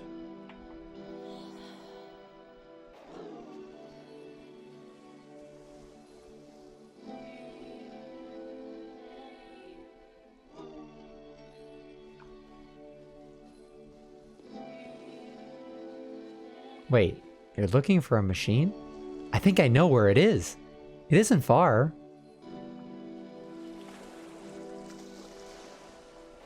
I need to see it to know why it stopped.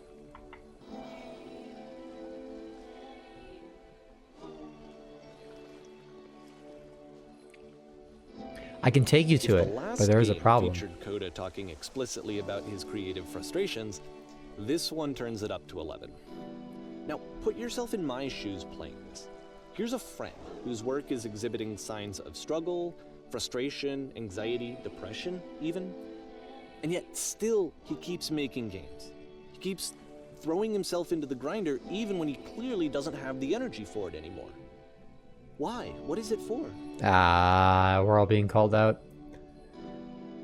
It's guarded by a difficult puzzle. If you can help me solve the puzzle, we'll find the machine. Deal? Doesn't matter what I say, does it? We're gonna end up up there one way or another, right? Yeah, and it just says deal anyway.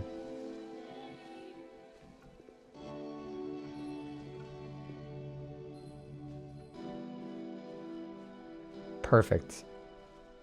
Come along. I'll show it to you. Because from my perspective at the time, and just what I knew of him, this was a result of how isolated he was. He was in his own little bubble, just sitting at his computer all day, not really showing these games to anyone, not releasing them onto the internet, and so he didn't have anyone outside of himself to connect with.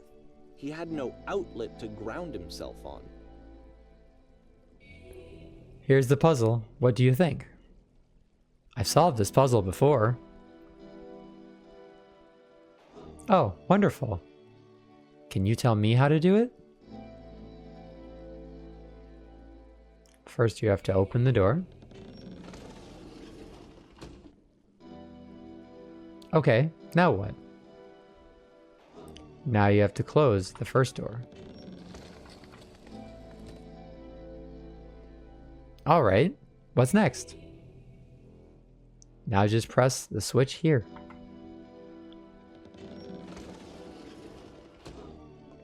Ah, that was so simple. Talk yourself out of loneliness.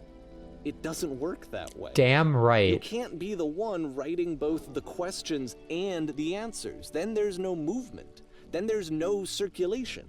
If all of your anxieties are being channeled into your work, then if the work ever fails, you have no backup and you're just going to crash. Wow, we are all being called up. I can't believe I never solved it before this. Where am I? I need to see it to know why it stopped. How do I get out of here? I feel empty. When I try to create, I feel empty.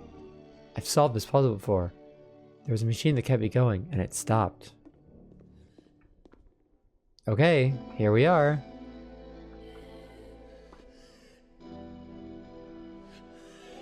Oh, someone's like hyperventilating or having an anxiety attack in the background. But it's like in reverse. Oh, that's creepy. How'd you learn about this game? Fading Solstice, who's in chat, recommended it to me. And I have played the Stanley Parable before. I haven't played it on stream, but I actually really like that game. There's no machine here. Trust me, you'll see. You have to say that your work is fun and easy. You have to say that game development is simple and joyous, and that you love it 100% of the time. But nothing is easy, and you're not going to enjoy it 100% of the time. Alright, making games is effortless. Ah, that feels wonderful. Yeah, that's a weird thing to say to someone you just met. You have to open the door, there's no machine. No, I don't remember to go through any puzzle. but it wasn't true. Don't worry about it. Just keep talking. Keep saying the creation is easy. I'm constantly excited and enthusiastic about my work. Hey, it's me. I'm you. Oh, so yeah, this is all the dialogue from before. This game at the time that he made it, it looked really unhealthy to me. I was watching him do this to himself, and I hated it. I hated seeing him so trapped. It's like, video games are not worth this amount of suffering. Nothing is worth this amount of suffering. If you are putting yourself through hell like this for something, you need to reassess. Especially if you're trying to make something. Every time I make something, I feel better about myself. Perfect. That feels fantastic. And I used to get so much joy out of seeing him create. For him to suddenly become angry and frustrated like this, it was the worst thing for me. None of this is helping. Patience. You have to trust me. I promise this will work. Please continue. Any sacrifices made for my work are worth it 100% of the time. Yes, more. Keep going. This is what I felt at the time. I don't know how else to explain it. I wanted it to stop more than anything. I had never felt so rotten. I needed more than I had ever needed anything for this to stop. I will be saved by my work.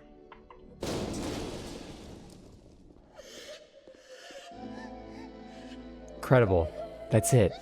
I'm free. I'm free. But it didn't stop. After finishing this one, Coda takes another 7 months and comes up with a new game.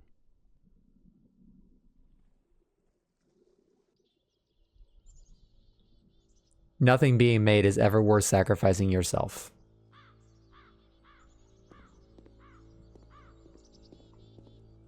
Ma'am, glad to see you arrived safely. We've captured the machine. It's waiting for you now.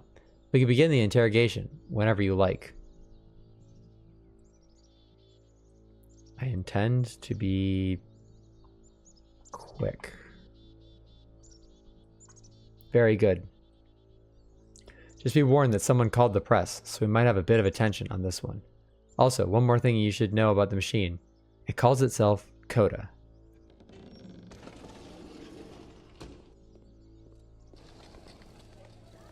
Poisonous games. Oh, it's like he's having to answer for all of it. What is the machine? Will the machine ever explain itself? We get to see the machine. Does he just think of himself as a unwavering machine making games? And of course, it's the machine.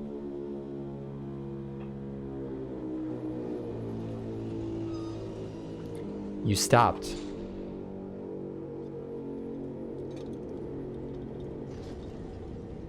Your work was keeping us alive. These people out there, can you imagine what pain you've put them through?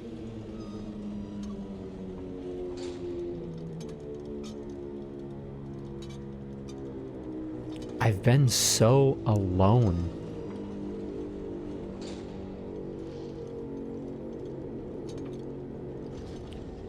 Apologize for leaving me.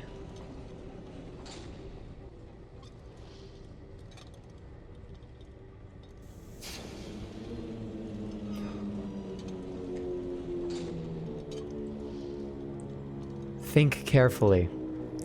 I know how to hurt you.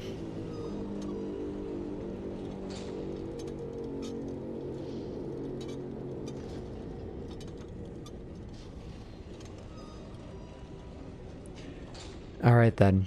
I will apologize to the people on your behalf.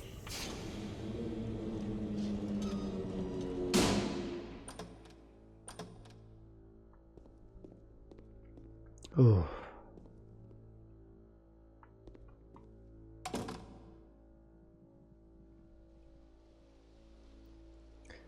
My friends, I have a troubling revelation.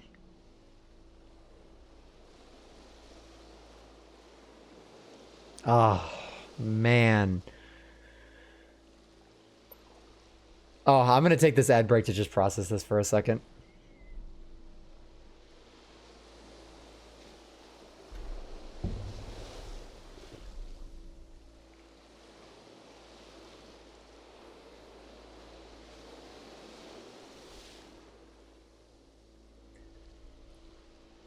That line of, I know how to hurt you.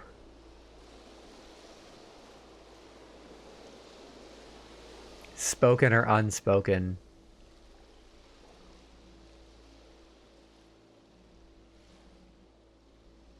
Man.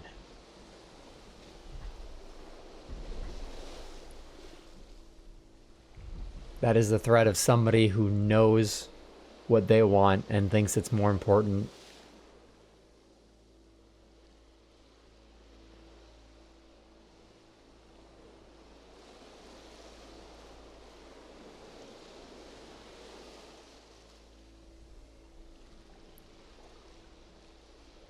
Wow. I don't know why that line in particular.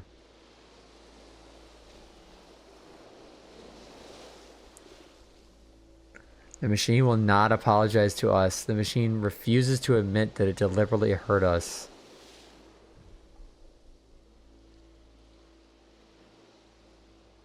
Number 2 is just worse.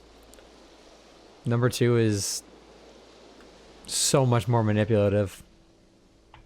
I can't pick it. We are stronger than it thinks we are. We will find a way to live without it. We do not need its games.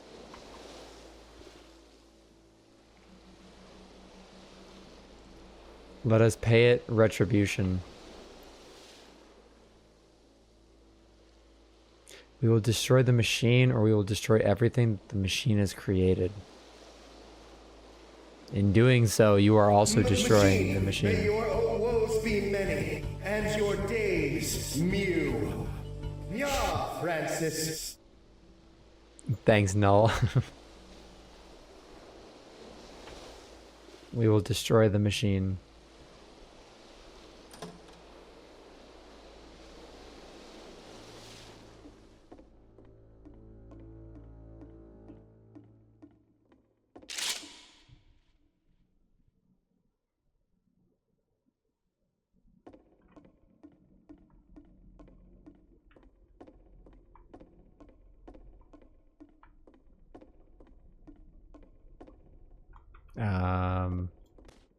Oh.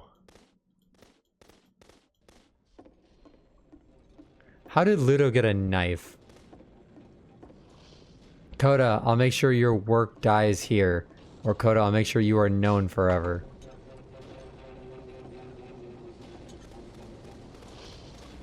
Isn't this what you're scared of? Exposed to the view of others every day, forever, seen in naked clarity? Now the world is becoming self-destructive. And I'll tell you, at the time that I first played this game, shortly after he made it, here's what I'm thinking to myself. I'm thinking that Code is stuck in his own head, and that it's having a very negative effect on him, and that all he needs to do is just start showing his work to people, to get some actual feedback on his games. It might get him out of isolation. And so, as I'm thinking this, I realize that I could be the one to initiate it. Because it would never occur to Coda to start actively soliciting feedback, so what if I did it for him? If he could see the difference it would make to have more actual conversations with other human beings, would that bring him out of his mental spiral?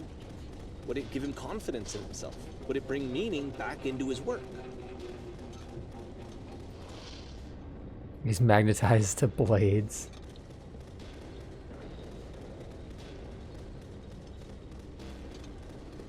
This is so weird. Ripping everything apart.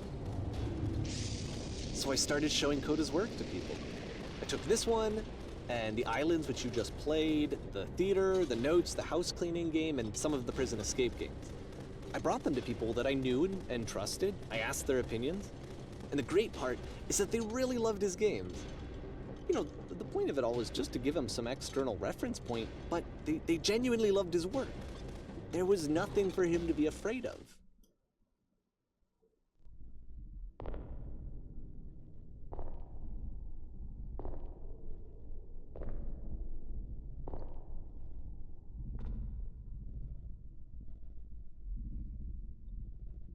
Put down your weapon.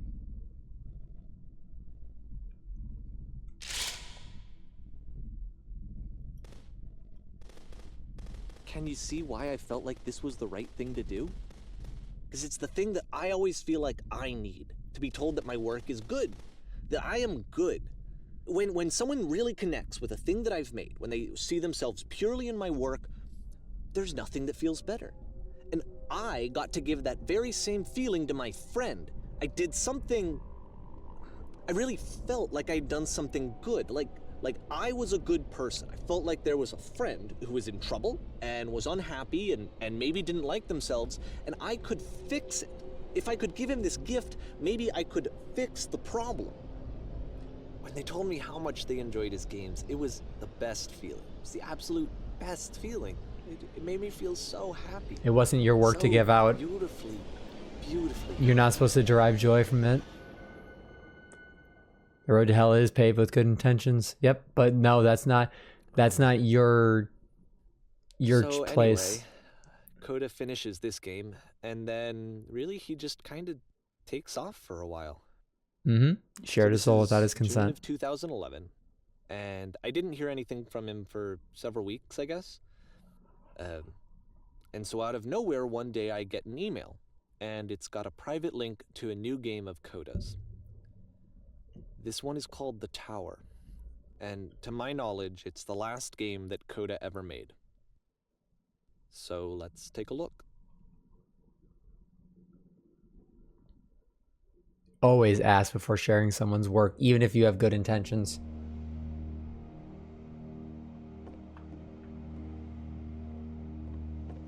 It was never yours to share to begin with. And this is where I have trouble saying anything meaningful about Coda's work.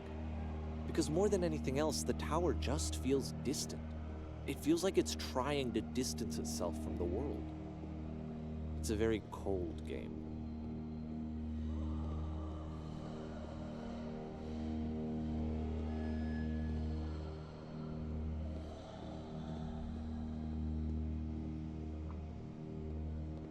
This room actually has a maze in it.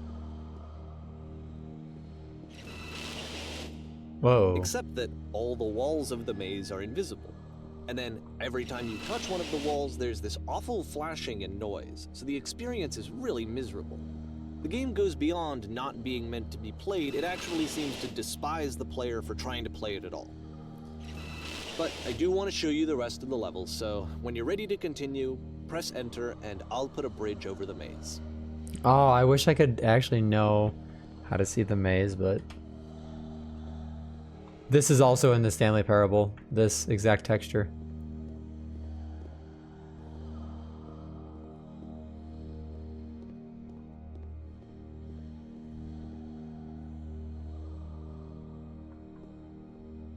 Depending on how this ends, I may have hated this. It's not like this is the first game that's needed some modification to be playable. Like the house cleaning game. You know, that one used to actually loop the cleaning chores and you just cleaned a house forever. He's also messing with his work. So that you could exit the house and the game would actually end. But that game had an idea that it was actually trying to communicate. What's the deeper idea behind the invisible maze? Like he's messed with he messed with the stairs by making it so you could go up there. He messed with this maze. He messed with the cleaning game. He's actively taking Coda's works and changing them. Is to randomly guess the 6-digit code. Like the invisible maze, it's frustrating to me because it's the opposite of everything else that Coda has made. It doesn't encourage thought or engagement. It doesn't ask anything of me except a lot of my time. If I could have reached him during this time, then maybe I could have asked him, but I couldn't. I still don't really understand why this is here. I'll put the code on the ground for you here, though, so that we can move on.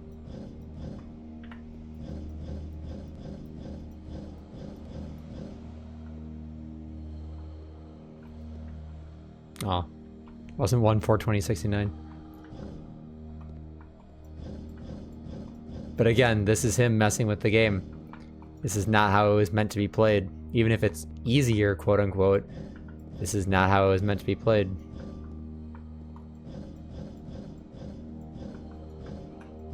You are taking the soul away from the game.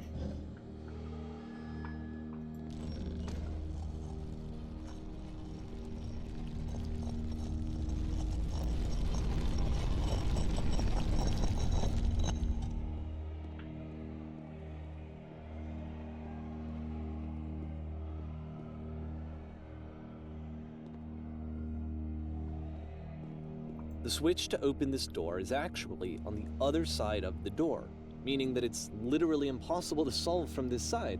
So even if you somehow brute forced your way through the first 2 challenges and you got to this point, there's actually just no way to progress. That's how it was intended. And it's scary for me, the idea of Coda cutting himself off entirely, just saying, you know, that's it, that's the end of the conversation, not giving me any way to fix the problem.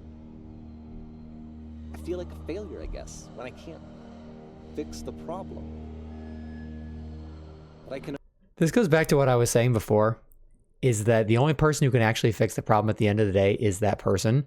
You can want to help somebody, and you can actively make strides to help that person. But the only person who can fix that problem at the end of the day is them. What he's doing here in his ways of fixing, quote unquote, is he's presenting solutions that he thinks will work, but he just said he doesn't feel good if he can't fix the problem. So it's almost as much about him as it is about Coda. And again, that ends up being more selfish than anything else. Open this door for you, so let me do that.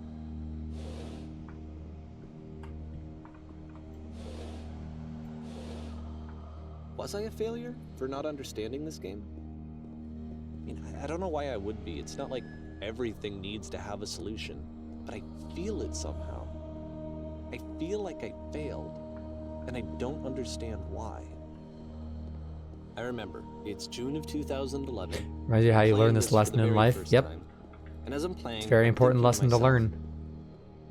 I don't know this person. I have no idea who this person is.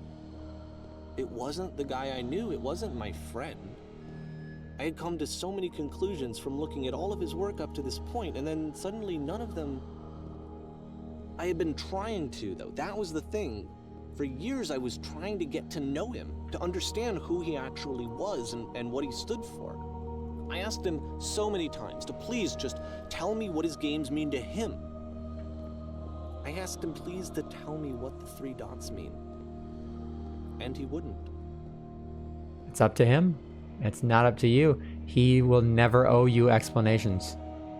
You can be there to help, but once you force someone to take your help, that if I could have connected with him, then you become a problem. Somehow made his work my own, that I would finally be once and for all happy.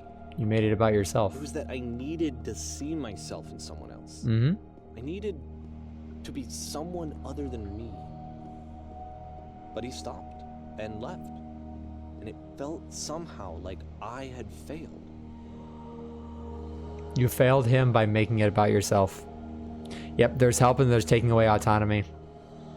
If you force somebody to get to change, and it's mainly because of what you want to do, it no longer becomes helping them. It becomes either a power trip or an ego thing or something along the lines of, if it's not for them and it's for you, it's not the right thing to do.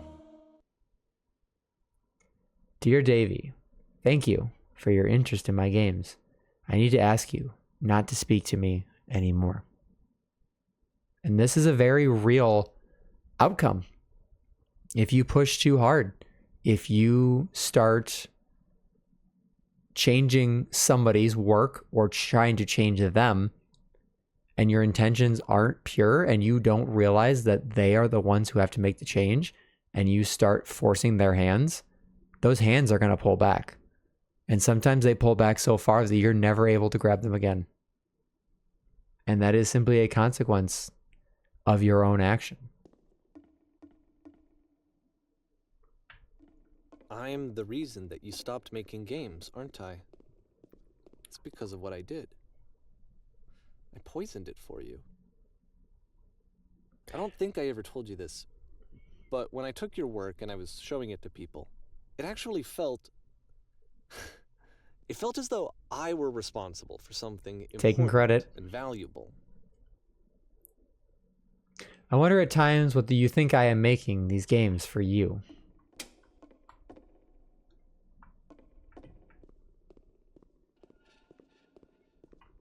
You've so infected my personal space that it's possible I did begin to plant solutions in my work somewhere hidden between these games.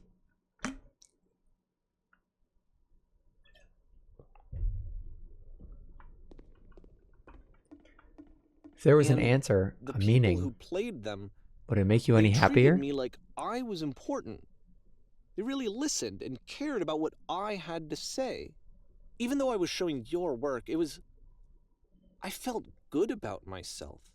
Finally, for a moment, while I had that, I liked myself. It's a great touch how he starts talking right as you enter the room to distract you from reading. Yeah, it's very much become he's trying to justify what he did. And yeah, it stops you from finishing the thought, or it's taking away from Coda's words because he's talking over you. He's not respecting the fact that Coda wants to talk, and he's also, in a way, almost trying to take credit for these games. Would you stop taking my games and showing them to other people against my wishes? Giving them something that is not yours to give? Violating the one boundary that keeps me safe? Would you stop changing my games? Stop adding lampposts? Oh, he added the lampposts.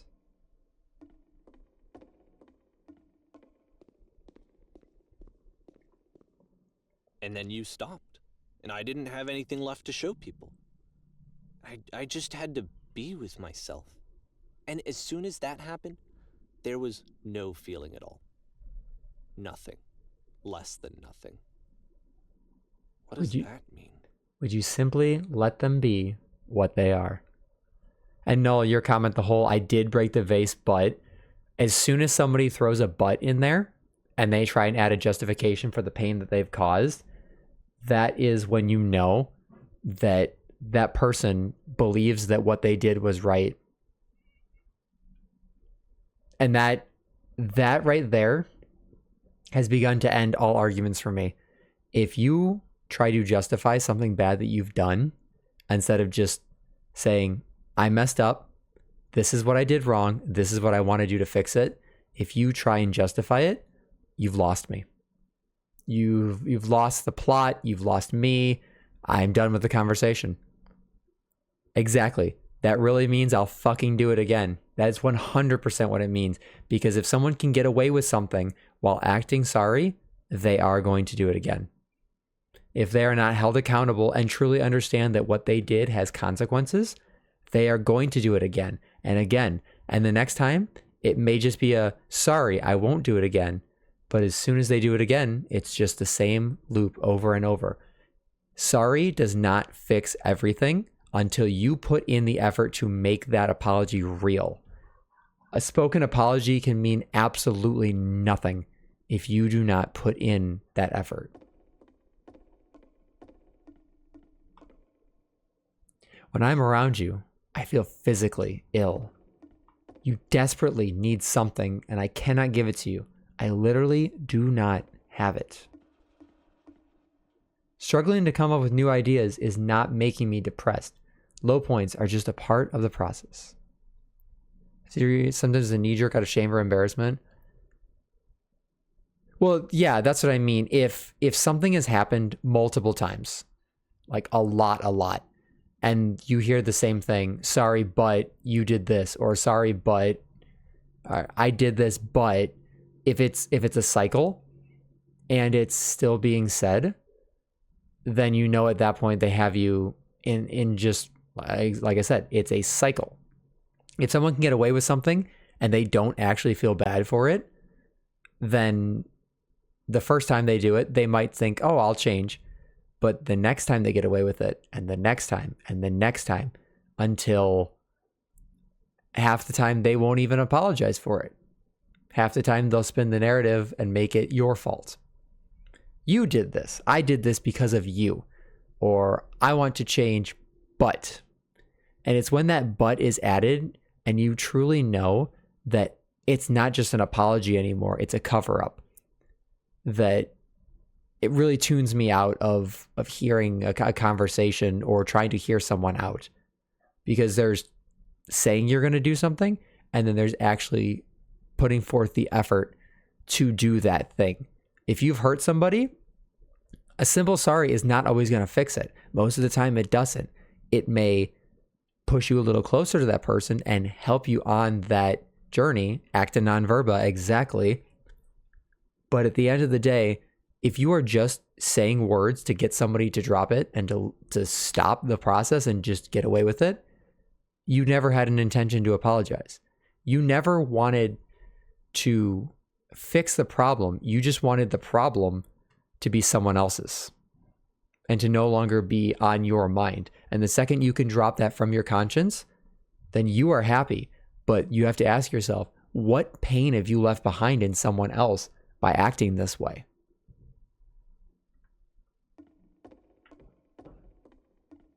The fact that you think I am frustrated or broken says more about you than me. Now I wonder how much he did change Coda's games. Exactly. This is another interesting line. Putting actions or feelings in someone else. And this goes along with that whole sorry thing. If you kept saying you're sorry, but never changed, and they kept giving you that free pass every single time, and then they eventually just realize what you're doing, and all of a sudden it's, hey, what you're doing is not right, and I will no longer tolerate this complacency of you are letting me get away with everything. Then all of a sudden, depending on the person, all of a sudden you're the bad guy because you are the one who has made a change now. Instead of them changing, you have to become more defensive. You have to become more bitter. You have to become more cold because you have to be able to protect yourself. And it's that action of self-preservation that people will use against you. So you used to be so supportive. What changed? Well, I did, because you wouldn't. Everyone has their own limits. Some people, after the first interaction, they're done. They won't deal with it. Some people will go their whole lives dealing with it and being miserable and hating every part of it simply because the second that you turn into the person you want to be and you fight for your own happiness, you become the problem. The fact that you think I am frustrated or broken says more about you than about me. If you want to tell me that my feelings are not because of you, again, that says more about you than about me. And it seems like this is almost like, this is ad time. Coda is waking up and realizing that this is a very unhealthy relationship, friendship, whatever you want to call it.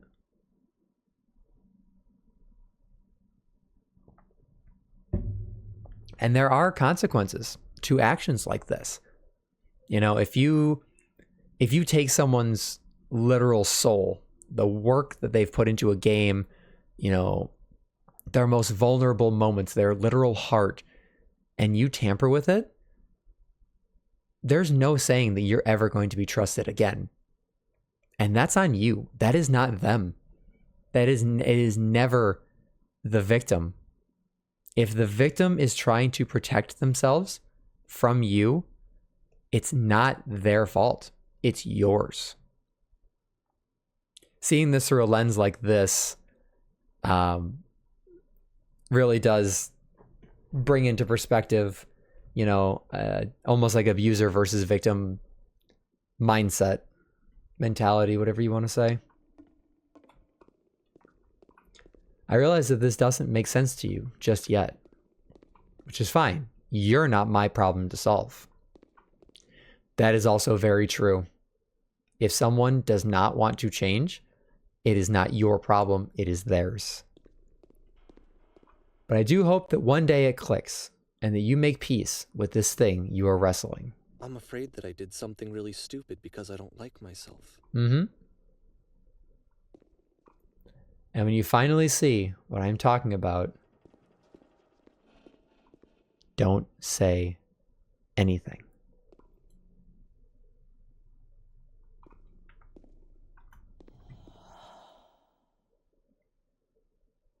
That's why I'm releasing this collection of your work, is because I haven't been able to find any other way to reach you. I've tried everything. And so a part of me has hope that if I put this compilation out into the world, and if I put my name on it, that maybe enough people will play it so that it'll find its way to you. It's a cycle. I can tell you that I'm sorry. I know But you're not. The fact that you say you're sorry while you're actively doing the thing that they asked you to not do shows that you are not sorry that you're doing it. You are sorry that there are consequences to this action. You don't care about the damage you're causing because in this mindset, you are only trying to forward your own happiness. You don't care the pain that he's going through.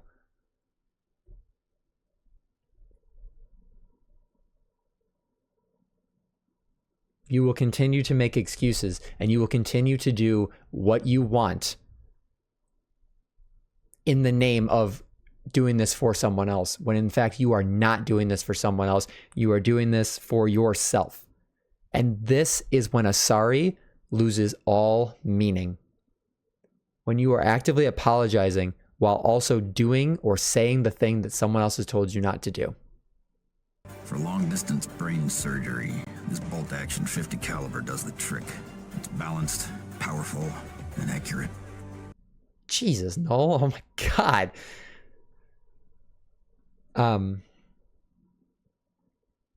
Yeah. I'm just going to let it play out. screwed up. If I apologize to you truly and deeply, will you start making games again? You have burned the bridge because you do not understand their boundaries and you do not respect them as a person.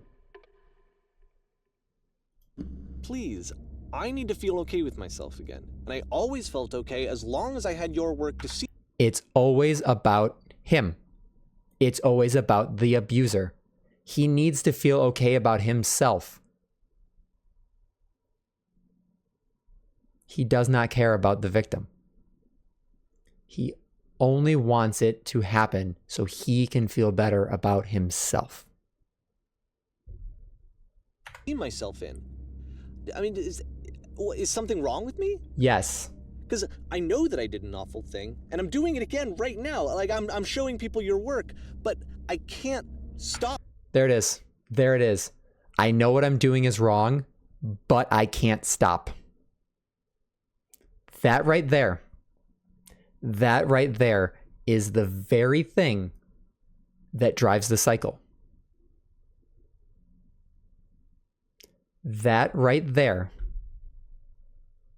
will stop them from ever changing. I know what I'm doing is wrong, but there shouldn't be a but.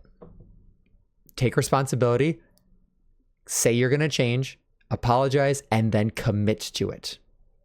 Do not use anything as an excuse. Because the second you do, and the second you justify it, means that in your mind it's okay. Myself from doing it. That's how badly I need to feel something again, like I'm an addict. There has to be something wrong with me. Can I apologize? What if I tell you I was wrong? Will that work? Will that fix it? I don't know. I don't think it will, but there's nothing else that I can do. Just tell me what you want. He did. He asked to be left alone. He asked for you to stop tampering with his games. He asked for you to stop sharing his games. He told you what he wanted. You don't respect him enough to listen to what he wants. You only respect your own happiness. I'm sorry. I'm sorry. Please, start making games again. Please help me. Please give me some of whatever it is. Please help me.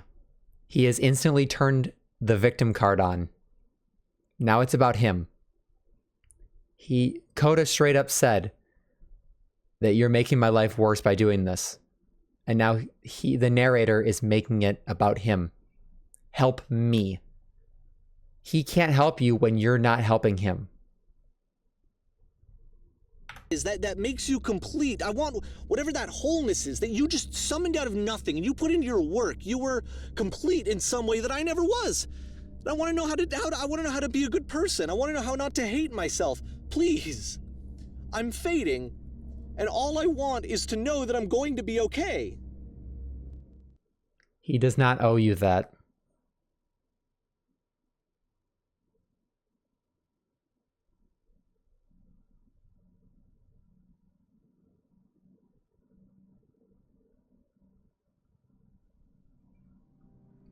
I almost feel disgusting for playing in this situation after knowing everything.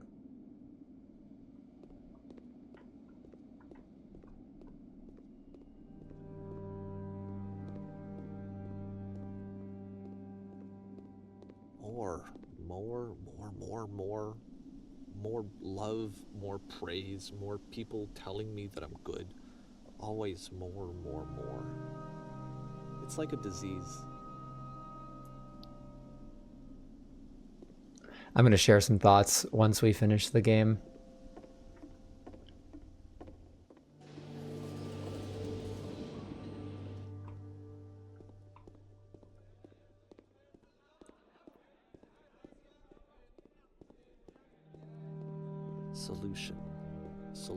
Solution.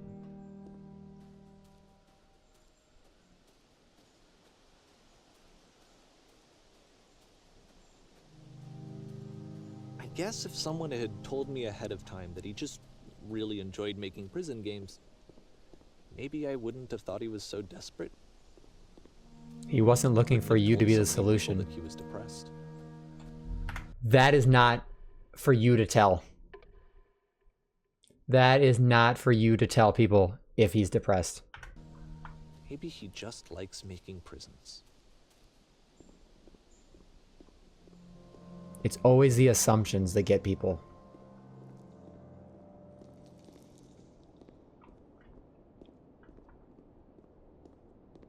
Even now, the disease is telling me to stop. Don't show people what a shitty person you are. They'll hate you.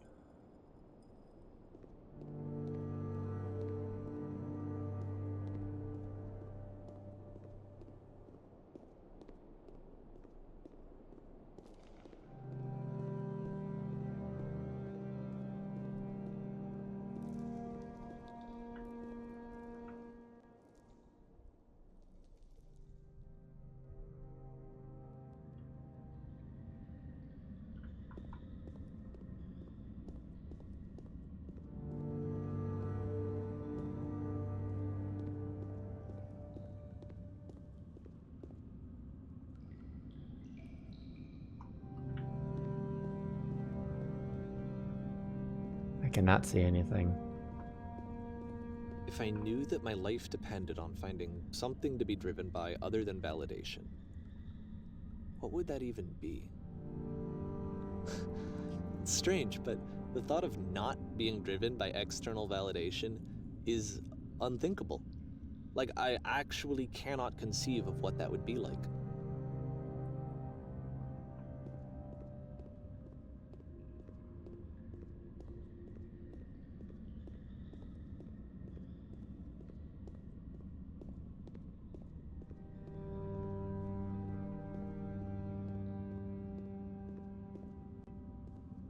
Yeah, I am moving. I think the sound is just quiet.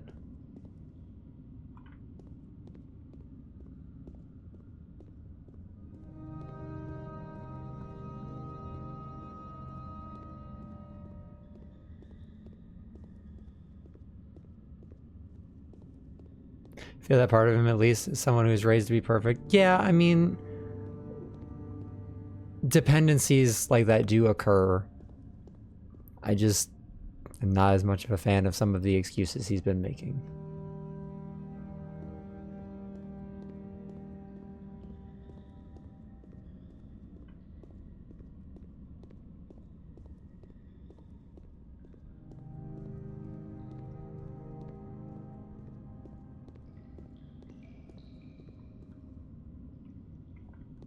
Is it not supposed to be completely black here? Did I break the game?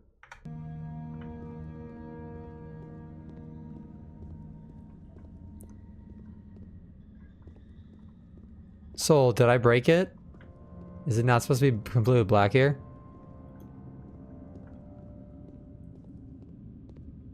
You think I broke it? Hold on, let me restart real quick.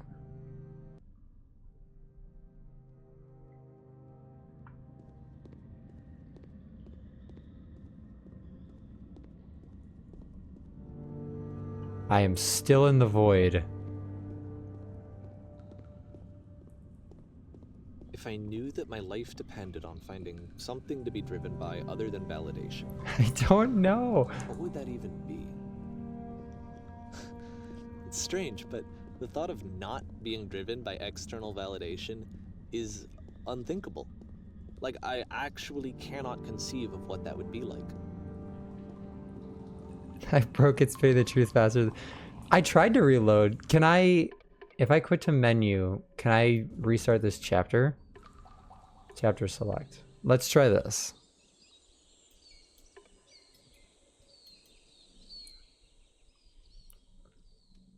Recovery's up to him, but I'm not so jaded as to not feel pity. I get that. That makes sense, but the thing that bothers me is the excuses that are made up for it. Change can happen in anybody. I will always believe that even the worst people can change. More love, more praise, more people telling If a person lives in their own always more. self-hatred or like their own excuses or never seeks to change, though, regardless if they are the victim or the abuser, yeah, if they want to change, exactly. People will change if they want to, whether it is victim or abuser. Told me ahead of time that he just really enjoyed making prison games. Maybe I wouldn't have thought he was so desperate. I wouldn't have told so many people that he was depressed. Maybe he just likes making prisons.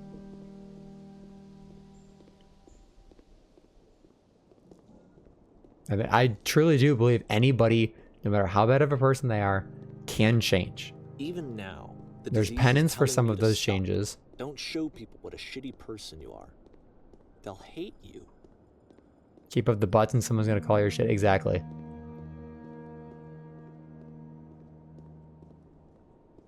Yeah, and this narrator may have the chance to recover, but the thing that throws me off here is he's talking about it in a game that he released while being asked to not release it.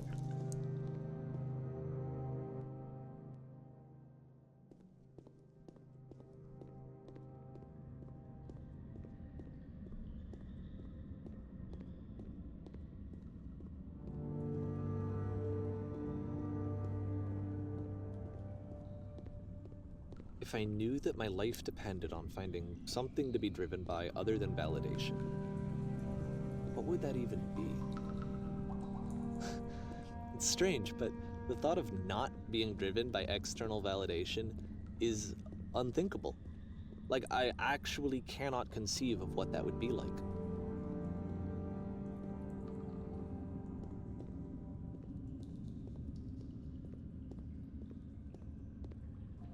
I still hear footsteps.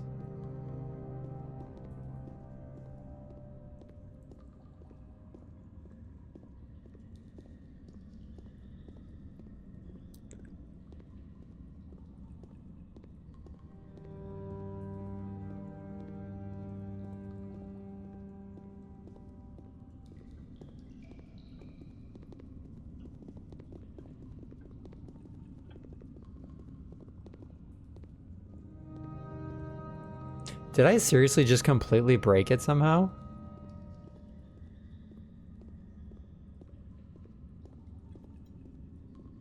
That's almost what I was thinking, because he said he couldn't see it, but...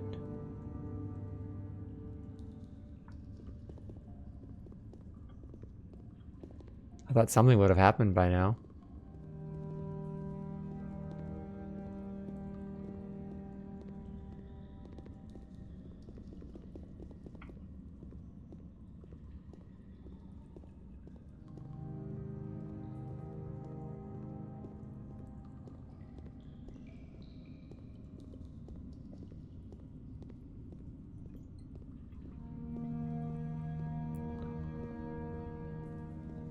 Maybe. It's supposed to be black for like 3 seconds? How the hell do I fix this? I reloaded the whole chapter.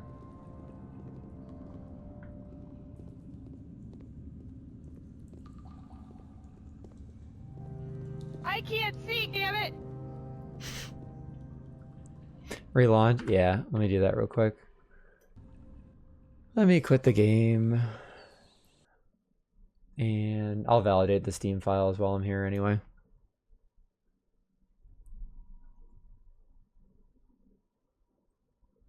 You enjoy yourself, Gunner. Like I said, I had issues launching this game, so I'm wondering if there's a script that's not running correctly.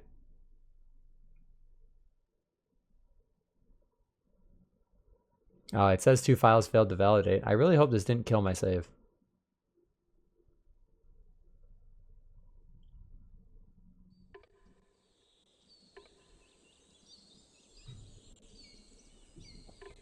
I'm coming to help.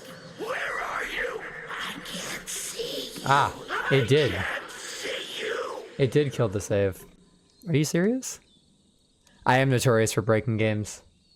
Okay, well that's frustrating. I guess I can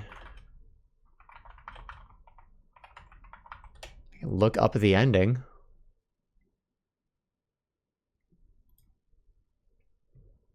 Hold on. Let's see if I can just do this.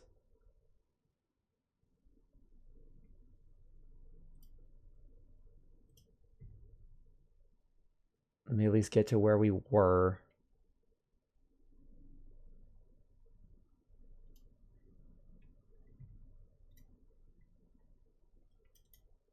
Let me see if I can capture this real quick.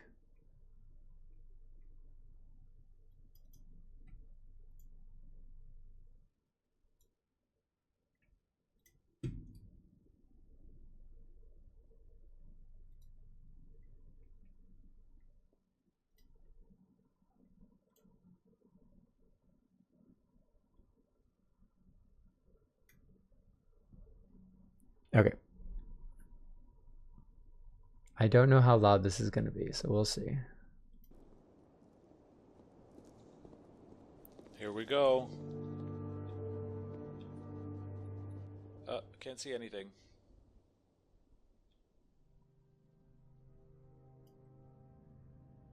Ah, so I was supposed to be able to have this. I see how it is.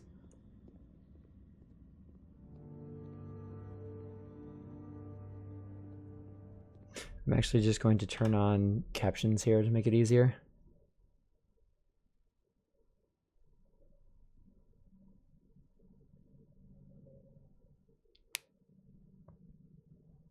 Oh. If I knew my life had depended on finding something to be driven by other than validation, what would it even be? It's strange, but the thought of not being driven by external validation is unthinkable. Okay, so that's what we saw. So yeah, I was supposed to just keep going straight.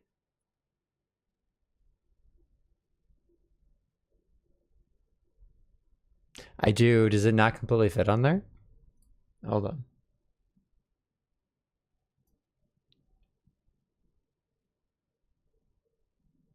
There we go.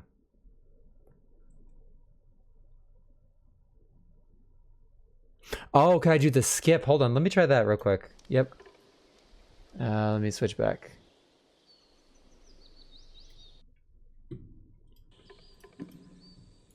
Good call.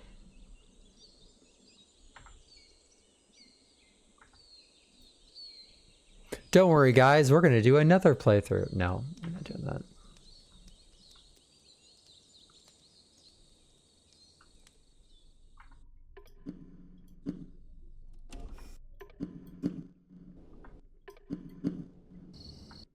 Remember all the fun we had here?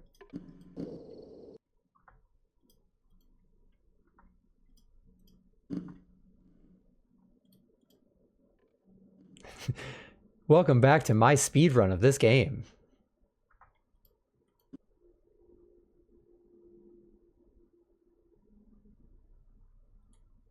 Oh no, the game's gonna crash. Hold on. Hold on, I speedran too fast.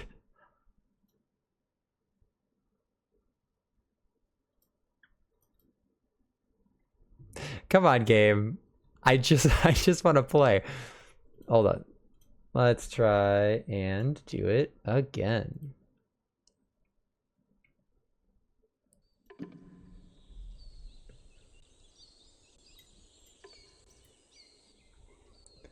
Yeah, this is what I'm known for apparently, is breaking the hell out of games. So what would it look like if Coda wanted to make a game about talking to someone?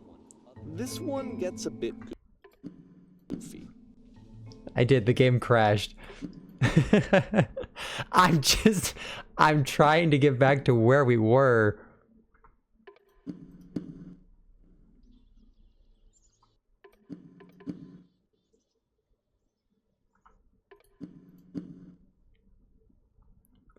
I don't mean to break things. Okay, we're in the epilogue. I've re-downloaded some files. Let's try this again. I'm doing great. Man, I had so much to say and like half of it's gone now because I frickin' broke this game again. More. Where are my subtitles?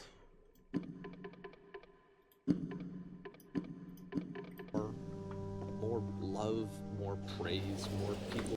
I gotta restart because subtitles. I will finish this game eventually, I promise.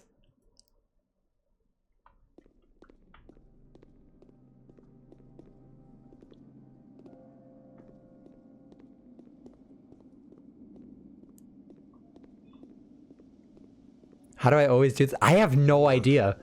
I genuinely don't know how I keep breaking things. More love, more praise, more people telling me that I'm good. Always more. It's like a disease. Solution.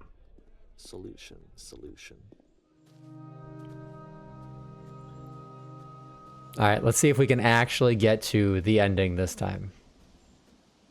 I guess if someone had told me ahead of time that he just really enjoyed making prison games, maybe I wouldn't have thought he was so desperate. I wouldn't have told so many people that he was depressed. Maybe he just likes making prisons.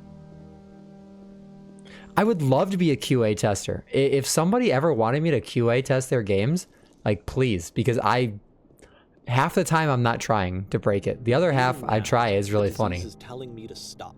Don't show people what a shitty person you are. They'll hate you. Like when I almost got soft locked in the tables in like chapter 2. 15 minutes into the stream.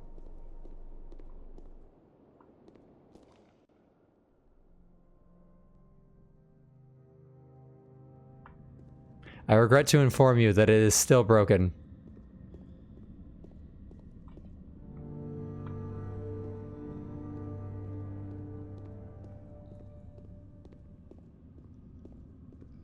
Yeah, QA testing is really boring because you play the same level 100 times. My life depended on finding something to be driven by other than validation. Okay, what is happening?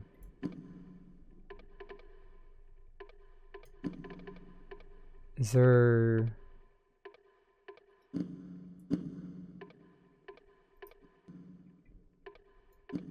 Do I need a new PC? I don't think that's the problem.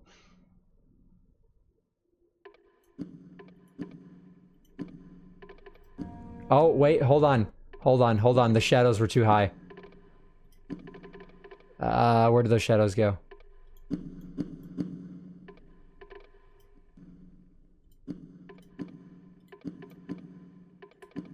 What would that even be?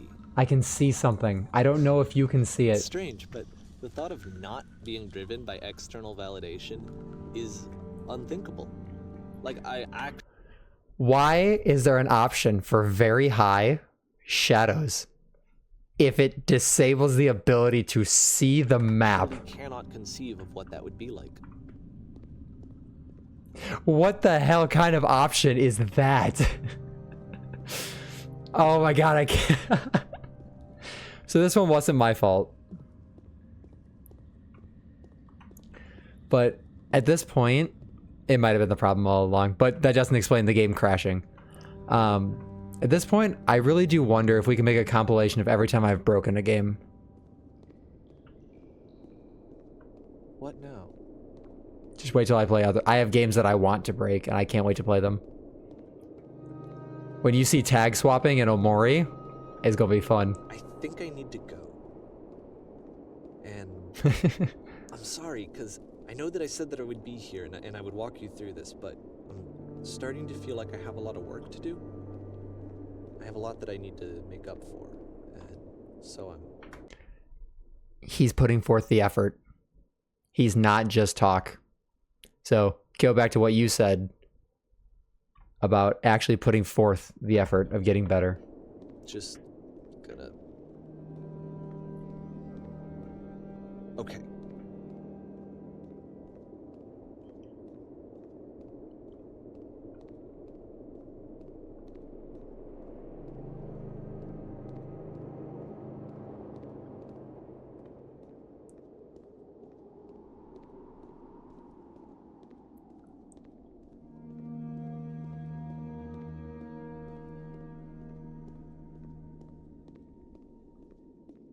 So is this level made by Coda or not? That's the real question. If you truly want to, you can, although it doesn't always mean you'll be forgiven for the damage. Exactly. You can change as a person. Anyone can change, but your actions will always have consequences, and sometimes that consequence is just no forgiveness. And it is not up to the abuser, the person who did the wrong, to decide if they are allowed to be forgiven or not. It's up to the people that have been hurt. And I know that can be frustrating as somebody, you know, from the perspective of somebody who hurts people.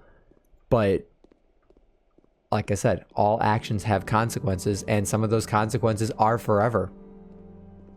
If you shatter a vase, you can try and glue it back together piece by piece, but it's never going to be the same. And then if you put too much pressure again, that whole vase is going to crumble.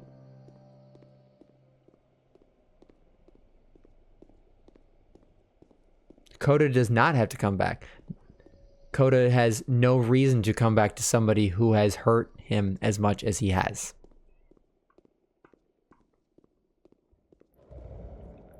If you assume he's depressed because he makes games about prisons, your assumption led to you telling other people that.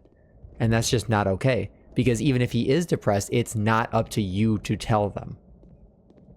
That is something that he is coming to terms with, not you. Take me, oh great laser.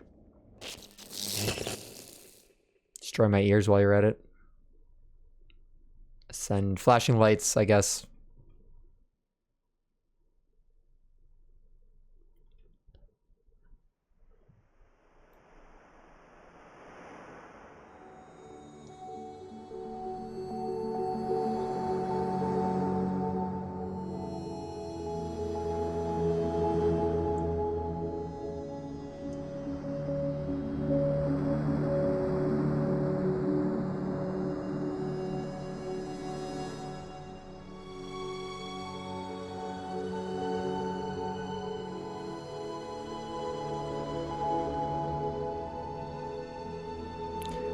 And honestly, recovery can feel like this.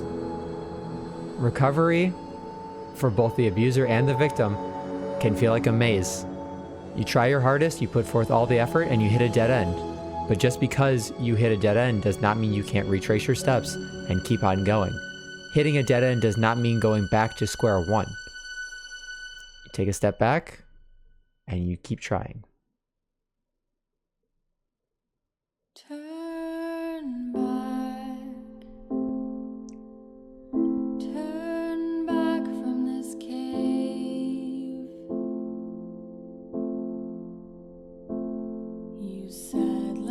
project would not have been possible without the following individuals. All those people. It did look like a QR code. Turn back.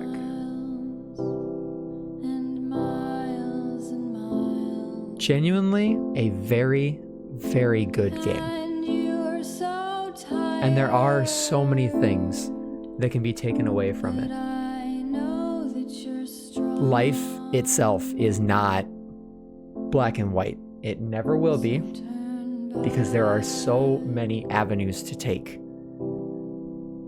You know, I keep relating it to a story of an abuser and a victim. Yeah, thank you again, Soul, for recommending this. I can understand why you liked this game so much, why you continue to like it. I put him in the role of a victim and an abuser simply because it's easier to get more of a broad explanation of a lot of things. And in reality, Koda was a victim. He was a victim of lies and his stuff being spread without his consent and manipulation of the games that are his art. And it really does speak a deeper meaning of everything that goes on in between two people when there is a victim and an abuser.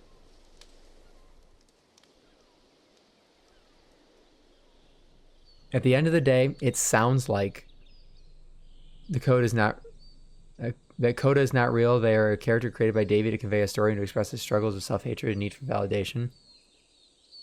Interesting.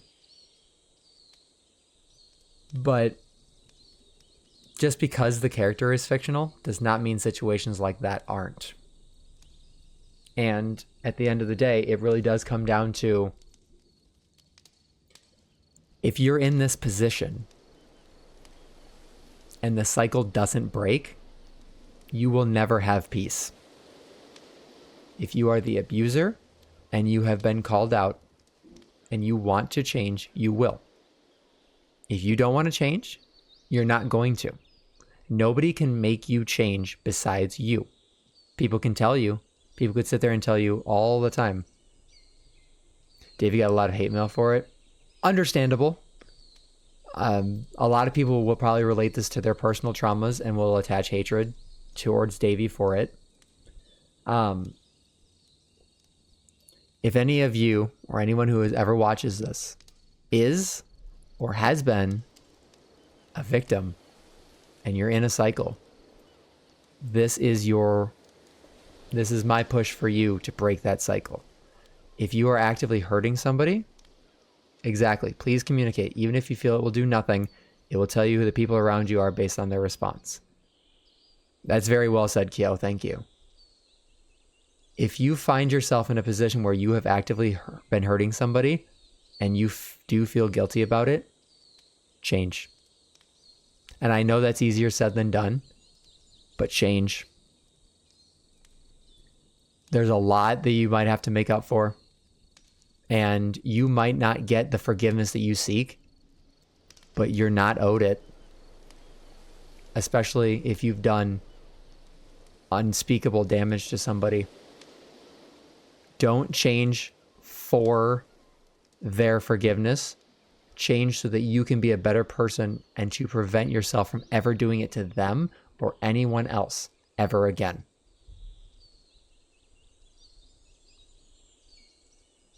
Because if you just change for one person and that person isn't you, and that person decides not to forgive you, you will undo those changes.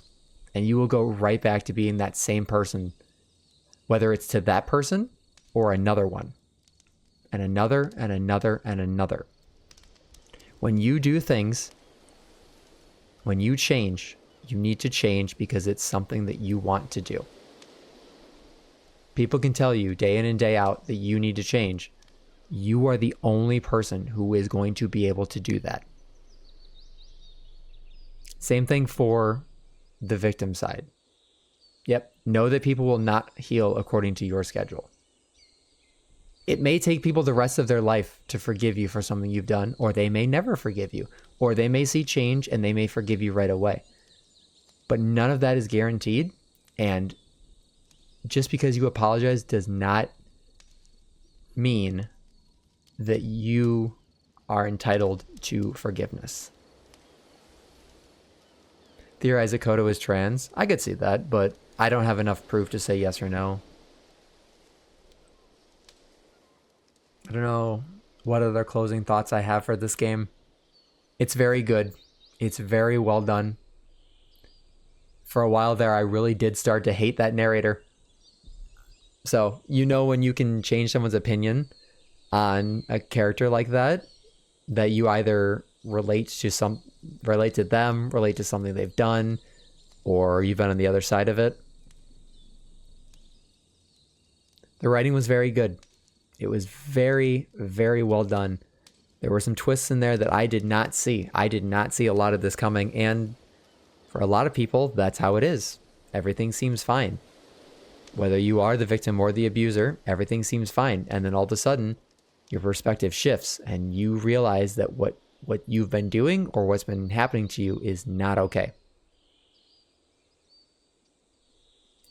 Game that either ring you to your core or fall on deaf ears? Yes. Yeah, and that's what I was talking about in the house cleaning part of the loop. If you find yourself in a loop, it can be really easy to get so complacent to not realize that there's actually something bad happening, to the point where you lose sight of why you were upset. You know, something can happen, and the first time it happens, you can be really upset.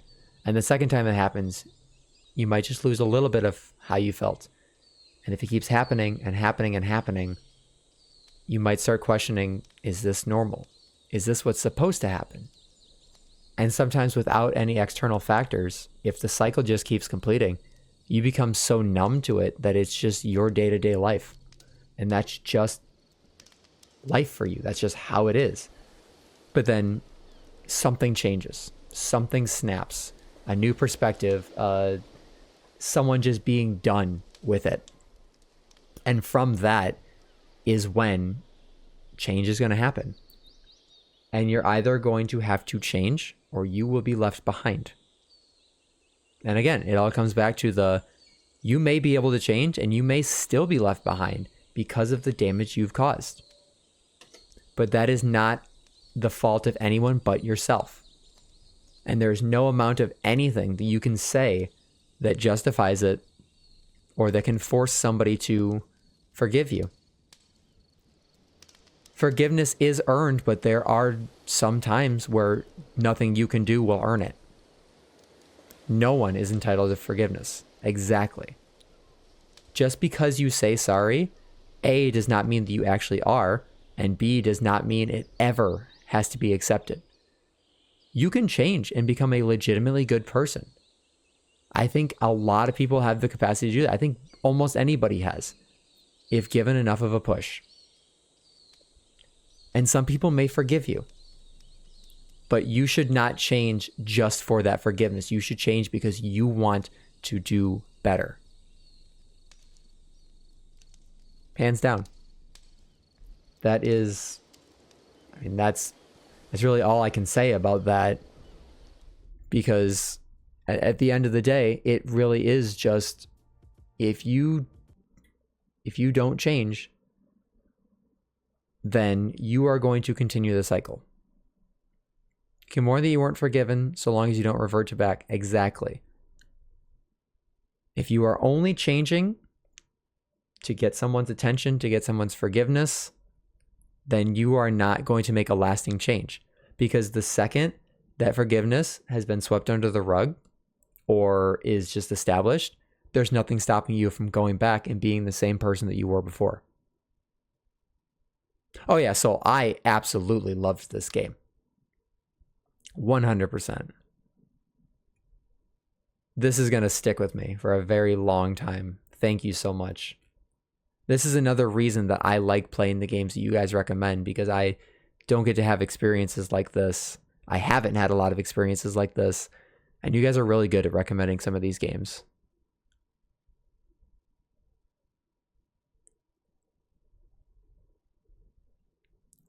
And I appreciate everyone being here and being on this journey, you know, both here and, you know, if I've ever talked to you outside of here.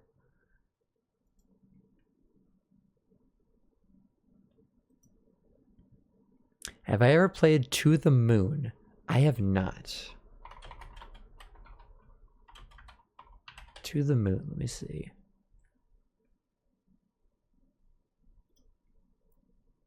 It looks really interesting.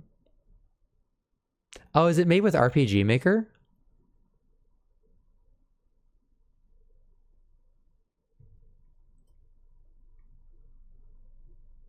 Proud of all of us tonight, one way or another. Exactly.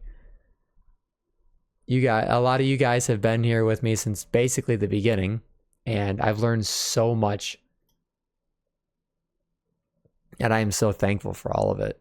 To the Moon will make you cry. Okay, well, I'm going to add it to my games list. Add that to the list right now before I forget. I have too many lists. To the Moon. I appreciate the suggestion. Everyone here has the capacity to change. Some of you, I've seen a lot of it because I've been very fortunate enough to be able to communicate with you guys day in and day out. And it's been awesome in so many ways. And if anyone ever does need to reach out, please do.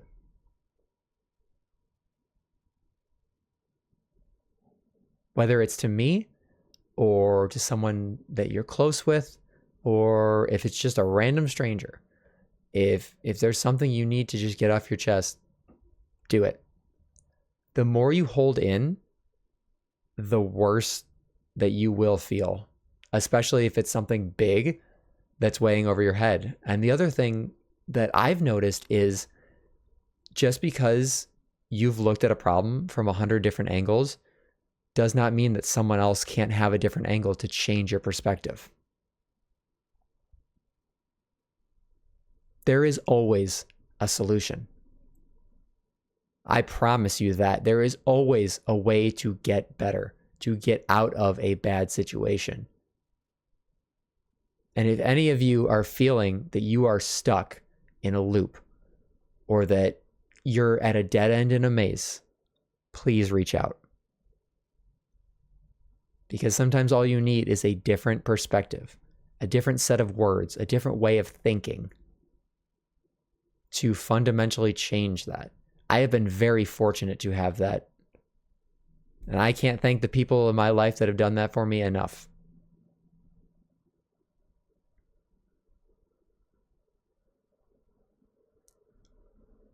And I want to thank all of you for being here.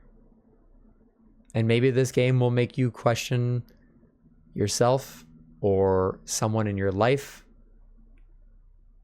or anything in between. It's okay to question things. It's okay to ask if something is really the right thing. Oh, Creepers, thank you for the follow. I appreciate it. Thank you so much for sticking around.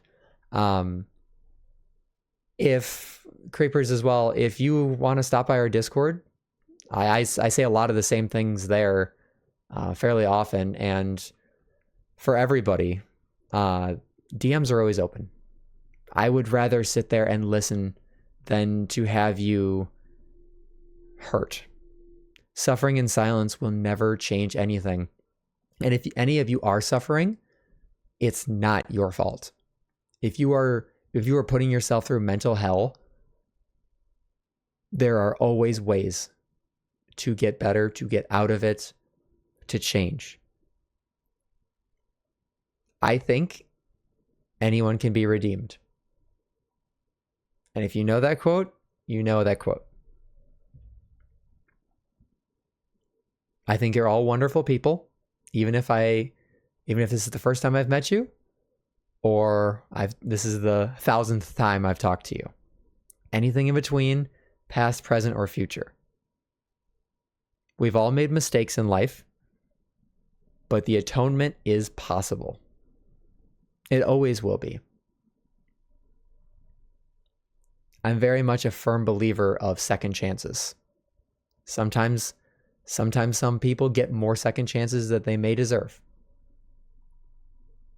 And it's not up to me to tell anyone else how many chances to give somebody. Just because I believe someone can change does not mean everyone has to. And again, it goes back to the forgiveness. Forgiveness is earned, but sometimes no matter what you do, you will not be earning it. And that's just the facts of life. It can be over something small. Maybe you have a bicker with a friend and they never talk to you again. Or it could be something major, some of which I'm just not going to go into detail because everyone's story is different. But your story is written by you. It always will be. You are the author, and you will choose how you, as the main character, change. Are you the hero of your own story, or have you become a villain? And if so, what are you going to do about it? I think that's all the thoughts I had on this game and life in general. I appreciate you guys. I really do.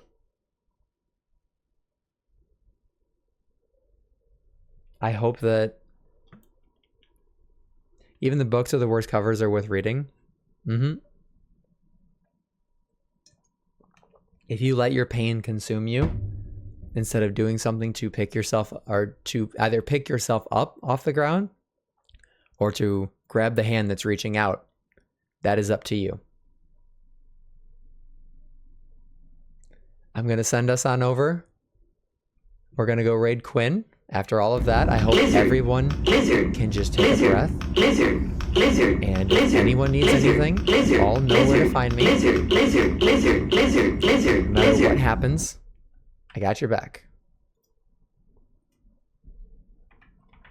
And if I don't talk to you guys again, or anyone in specific here, I hope you all have a wonderful weekend. I'll be back on Tuesday. I'll release the schedule on Discord on Sunday as normal. Just make sure that you know that you're all loved. Take a breath and enjoy yourselves as you are, because you are all wonderful. Have a great night, everybody, and I'll see you later.